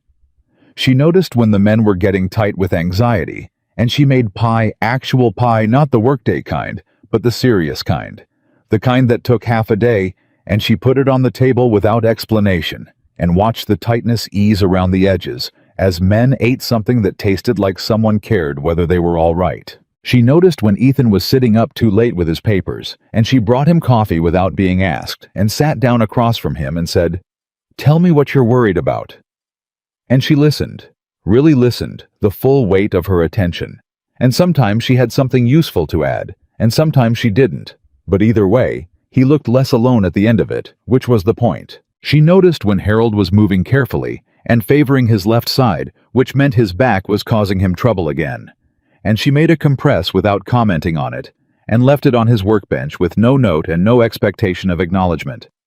And the next morning, Harold came in for his coffee and set a jar of honey on her counter without looking at her and said, "From the general store," in a tone that made it clear this was not a gift so much as a naturally occurring event, and she said, "Thank you, Mr. Bennett," in a tone that made it clear she understood completely. It was in the deepest part of that long waiting winter that the thing happened, which Clara had not seen coming. She should have. Looking back, she would understand that the signs had been there, but she had been focused outward on Doyle, on the case on the ranch, and the men, and Ethan. And she had not been paying enough attention to what was happening inward, which was unlike her, and was, she would later think, what love did to a person's peripheral vision. It was a Tuesday evening. The men had eaten and gone. Ethan was somewhere with Harold going over the winter cattle numbers. Clara was alone in the kitchen, doing what she often did in that quiet hour, not working exactly, just present, straightening things, letting the day slow down. There was a knock at the back door. She opened it. The girl was standing there, not small anymore. Taller, thinner, with hair that had been recently combed. Someone was caring for her then, and eyes that were older than they'd been a year ago, in the way that children's eyes get older, when they've had to grow up a little. But Clara knew her, knew the shape of her face, knew the way she held her chin. The child from the boarding house hallway. Clara stood very still. The girl said, "I heard you was here. I asked around until someone told me." She held out something, a folded piece of cloth, worn but clean. "My mama made me give this back. She said I should thank you proper." A pause. "I didn't have anything to give you, so I brought this. It was my grandmama's." Clara looked at the cloth in the girl's outstretched hand. A handkerchief, small and carefully hemmed. She did not take it. She crouched down the same way she had crouched in the boarding house kitchen, so her eyes were level with the girl's. "What's your name?" she said. "Nora," the girl said. "Nora," Clara said. "I don't want your grandmother's handkerchief. You keep that." She paused. "But I want to know that you're all right. Are you all right?" Nora's chin did the thing it had done before, that small, practiced tilt of a child who has learned not to need too much. But something behind her eyes was different than it had been. Less braced, less expecting the door to slam. "We're better," Nora said. "Mama got work at the laundry. We got a room." She looked at Clara. "Because of you, she says. She says you gave her the chance to try again." Clara frowned. "I gave you cornbread, sweetheart. That was all." "No, ma'am," Nora said with the quiet certainty of a child who has thought about this. "You gave me cornbread like I was worth feeding, and Mama says that's different." The kitchen was very warm around Clara, and her throat was very tight. "Come inside," she said. "I'm going to feed you again, and this time I'll make enough for both of us." Nora's face did something it probably hadn't done in a while. It relaxed. She came inside and sat at the kitchen table, and Clara made cornbread, proper cornbread, skillet, hot and golden. And she sat across from this child, and they ate together. And Clara thought about the chain of small things, the night at the boarding house, the hungry child, the man at the door with his forgotten gloves, the question about the cornbread that had started everything. She thought about how none of it had felt important at the time. She thought about how the most important things almost never did. She was deep in that thought when the kitchen door opened and Ethan came in, saw the child at his table, and stopped. Clara said, "Ethan, this is Nora. She's the reason you found me." Ethan looked at Nora, looked at Clara. Then he crossed to the table and crouched down the same way Clara had. And she noticed this, noted it as something that told you everything about a person, and he said, "Well, Nora, I owe you a considerable debt." Nora looked at him with the frank assessment of a child who has been let down by adults enough times to evaluate them carefully before committing. "Are you good to her?" Nora asked. A silence. Ethan said, "I try to be. Every day." Nora considered this. Then she nodded once with the gravity of someone rendering a verdict. Clara looked at the ceiling for a moment. After Nora had been fed and sent back to town with Joe Hicks's escort, and strict instructions to tell her mother where she'd been, the kitchen was quiet again, and Ethan sat down at the table across from Clara. "She asked if I was good to you," he said. "She did," Clara said. 7 years old and she already knows what the right question is. 8 now, I think, Clara said. "Children get older whether you're watching or not." Ethan was quiet for a moment, looking at his hands on the table. Then he looked up. "I've been trying to think of the right time to say this," he said. "And I've been waiting for the right moment and the right words. And I think I've been waiting for a certainty that isn't going to come, because certainty isn't the way these things work." Clara kept her eyes on his. "I love you," he said, simply, directly. "Not because you saved my ranch. Not because you think faster than anyone I've ever known. Not because of anything you do." He paused. "I love you because of who you are when nobody needs anything from you. I've been watching that person for months and I don't want to watch from a distance anymore." The room was perfectly still. Clara had thought sometimes about how she would feel when this moment came, if it came, and she had imagined she would feel afraid or overwhelmed, or that old familiar instinct would kick in that said, "Protect yourself, make yourself small. Don't let anyone close enough to leave a mark." She had braced for all of it. What she actually felt was simple. She felt like herself. "I love you too," she said. "I've been loving you since you knocked on my kitchen door and asked a real question. I've just been waiting to be sure you meant it." "I mean it," he said. "I know," she said. "That's why I'm telling you." He reached across the table. She put her hand in his. That was all. Just that. Two people at a kitchen table in the middle of a Montana winter, hands together, something true between them that didn't need decoration. It was enough. It was in fact exactly enough. The March hearing arrived on a day that was gray and cold and indifferent to the significance of what was happening inside the territorial courthouse in Helena, which was fine. The world didn't need to pay attention. The people in that room did. Clara was there. Ethan had asked her, and she had come. And she sat in the gallery behind Mercer's table in her best dress. Not the faded brown one, which she had quietly retired some weeks ago, but a deep green wool she had made over the winter. And she watched the proceedings with the attention of someone who understood what was at stake and had helped build every piece of what Mercer was about to present. Mercer was extraordinary. He laid it out the way Clara had organized it, clearly sequentially, each piece connecting to the next, with the quiet inevitability of a well-made argument. The surveys, the pattern, the boot prints, the trespassing. Mick Garber on the stand, steady and certain, describing exactly where those survey stakes had been set in 1874. Bill Sanderson after him, independent and corroborating. And then Mercer did something Clara hadn't anticipated. He called her. She walked to the stand without hesitation. She had not prepared for this, and it didn't matter. She knew what she knew. She had found what she'd found, and she was not afraid of any man in this room, including the one sitting across the aisle with Victor Doyle's attorney, and a look of controlled fury on his carefully arranged face. Mercer asked her simply to describe what she had found in the land office. She described it. She described it the way she described a recipe, clearly, precisely, one step at a time. Nothing assumed, nothing skipped. She described 11 surveys. She described the pattern. She described what that pattern meant. She did not editorialize. She did not reach for drama. She simply told the truth in the plainest possible language and let the truth be what it was.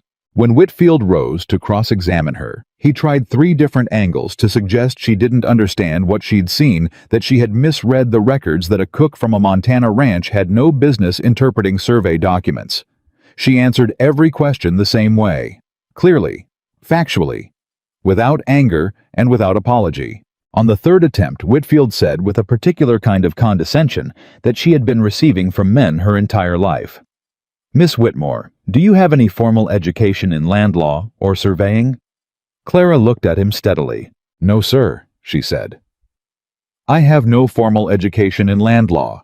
What I have is the ability to read the patients, to look carefully at a great many records, and the recognition that when one man's name appears next to another man's name in 11 out of 14 transactions, and all 11 benefit the same party." She paused. "That is not a coincidence. That is a pattern. And I believe the court is capable of recognizing a pattern, regardless of who identified it." The courtroom was quiet for a moment. The judge, who had the face of a man who had heard a great many things in this room, and was not easily surprised, looked at Whitfield over his spectacles. "Do you have further questions for this witness?" the judge said. Whitfield sat down. The ruling came 4 days later. The boundary claim was dismissed. The Double C Ranch Eastern Line stood exactly where it had stood in 1874, exactly where Mick Garber and Bill Sanderson and Harold Bennett's 11 years of fence riding said it had always stood. Doyle's survey was declared fraudulent. The case against R.J. Orvis was referred to the Surveyor's Licensing Board. Whitfield's conduct was noted in the court record in language that would follow him to every judge in the territory. And Victor Doyle, who had spent years building an empire out of other people's land, one fraudulent survey at a time, was finished in Montana. The word reached the ranch by telegraph on a Thursday afternoon. Ethan was in the barn. Harold was on the South Line. Tom Briggs brought the message to the kitchen where Clara was standing at the stove, and he held it out with both hands, like it was something fragile, and she read it once, and then set it on the counter, and stood very still. She heard Tom go out. She stood in her kitchen, and she let herself feel it fully, without managing it, without being efficient about it. The whole weight of the past months, the fear she hadn't shown, and the work she hadn't stopped doing, and the love she hadn't been sure she was allowed to have, all of it moving through her at once, and she pressed one hand flat against her chest, the way she had done that first night in the boarding house kitchen, when Ethan had walked out the door and she hadn't known what had just happened. She knew now. She heard boots on the kitchen floor. Ethan came and stood beside her. He had read Tom's face apparently because he looked at her and not at the paper. "Well," he said. "It's over," she said. Her voice was steady. "It's really over." "Yes," he said. She turned to look at him. This man who had come into a boarding house and eaten a meal and asked who made the cornbread and changed everything. Changed her, given her a kitchen and a room with an east window and a table where decisions were made, and a name that people said with respect, and a love she had almost been too afraid to accept. "Ask me again," she said. He looked at her. "You asked me to stay," she said. "Ask me properly." He understood. She watched him. Understand. Watched something move across his face that was not performance and not hesitation, but simply a man who had been waiting for the right moment and had just recognized it. He took her hands. "Clara Whitmore," he said, "will you marry me not as the cook, not as the woman who saved this ranch, as the person I want beside me for everything that comes after, every hard season and every good one, every morning at this table?" Clara looked at him for a long moment. She thought about the girl she had been orphaned, invisible, feeding people who never asked her name. She thought about the woman she had become, the woman who went to Helena alone, who stitched Pete's arm and faced Harold Bennett and testified in a territorial courtroom with her voice steady and her hands still. She thought about the distance between those two people and how far she had traveled to stand in this kitchen on this afternoon. She had not traveled it alone. "Yes," she said. "I will marry you." His hands tightened on hers. From somewhere down the hall, Harold Bennett's voice came flat and dry as a Montana plain. "About time." Clara closed her eyes. "How long has he been standing there?" she said quietly. "A while, I think," Ethan said. His voice was not quite right, the way a voice gets when you're holding back something that would otherwise come out as laughter. "Mr. Bennett," Clara called. Footsteps. Harold appeared in the kitchen doorway, arms crossed, expression composed into careful neutrality. "Congratulations," he said. "Now, are we going to have supper, or are we going to stand here making it an occasion?" Clara let go of Ethan's hands. She picked up her apron, and then she held it out to Harold. He looked at the apron. He looked at her. "Miss Whitmore," he started. "Mrs. Caldwell," she said, "will take a few minutes. Mr. Bennett, the biscuit tin is where it's always been." The sound Harold Bennett made was not quite a laugh, and not quite a word, and was entirely genuine, and it filled the kitchen the way warmth fills a well-built room, completely, without a cold corner left anywhere. He took the apron. He went to the biscuit tin, and Clara Whitmore, who had fed a hungry child in a dark hallway and been seen by a man who came back for his gloves, who had ridden to Helena alone and testified in a courtroom, and loved a man she hadn't known to hope for, stood in her kitchen and watched Harold Bennett make biscuits, and she felt the fullness of a life that had refused even when she hadn't believed in it to stay small. The Double C Ranch grew in the years that followed. The eastern pasture stood. The men stayed, most of them, and the ones who came after them inherited a table where they were fed by someone who knew their names and their habits, and the precise way that care given without condition changes a person's capacity to work and to stay, and to be in the truest sense home. Nora came back in the summers. She grew up with the Caldwell children, 3 of them eventually, and she learned to make cornbread in Clara's kitchen, and she never forgot that the reason she had a different life than the one she'd been headed toward was a woman who had crouched on a boarding house floor and asked her name. Willow Creek changed too slowly, the way small frontier towns change when someone in them demonstrates that the way things have always been is not the only way they can be. Clara Caldwell was not invisible in Willow Creek anymore. She was not the cook. She was not the heavy-set woman in the faded dress that nobody thought to ask about. She was Clara Caldwell of the Double C Ranch. She was the woman who had gone to Helena and read the records and testified without flinching, and helped bring down a man who had been stealing land for years. She was the woman whose table fed anyone who needed feeding, and whose kitchen door was never quite fully closed. She was the woman Ethan Caldwell had asked about over a plate of cornbread. She was the woman who had given away her last meal to a hungry child and been seen doing it, and had let that being seen change the course of her life, and had not wasted a single thing it gave her. Years later, when her daughter, the middle one, who had her mother's dark hair and her father's steady eyes, and both of their habit of noticing things that needed to be done without being asked, was old enough to stand at the stove beside her, Clara told her about the night in the boarding house. She told it plainly, the way she told everything. The child in the hallway, the cornbread, the empty skillet, and the man with his forgotten gloves. The question simple, direct the question that nobody had ever thought to ask before. Who made that cornbread? Her daughter listened. Then she said, "Were you scared when he kept coming back?" Clara thought about it honestly. "Yes," she said. "I was terrified." "Why?" "Because I wanted it to be real," Clara said. "And things you want that much are terrifying because you can lose them." Her daughter was quiet for a moment, mixing the batter the way she'd been taught, not too much, just until it came together.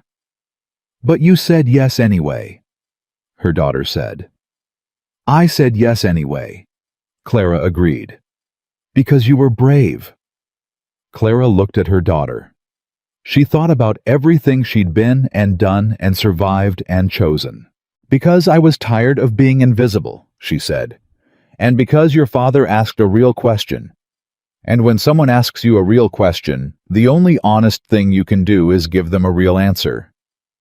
Her daughter nodded, poured the batter into the hot skillet. The sound it made, that particular sizzle, that immediate caramelizing heat, was the same sound it had always made and would always make. "What did you say?" her daughter asked. When he asked the real question, Clara set her hand briefly on her daughter's shoulder. "I told him the truth," she said. "Same as I always have. Same as you always should." The skillet went into the oven. The kitchen was warm. And Clara Whitmore Caldwell, who had once been nobody's, and had become through one small act of grace, and one man's willingness to see what was right in front of him. Somebody's everything stood in the home she had built with her own hands and her own heart, and did not look back. She had never been invisible. She had simply been waiting for the world to catch up to what she already knew about herself, and when it finally did, she was ready.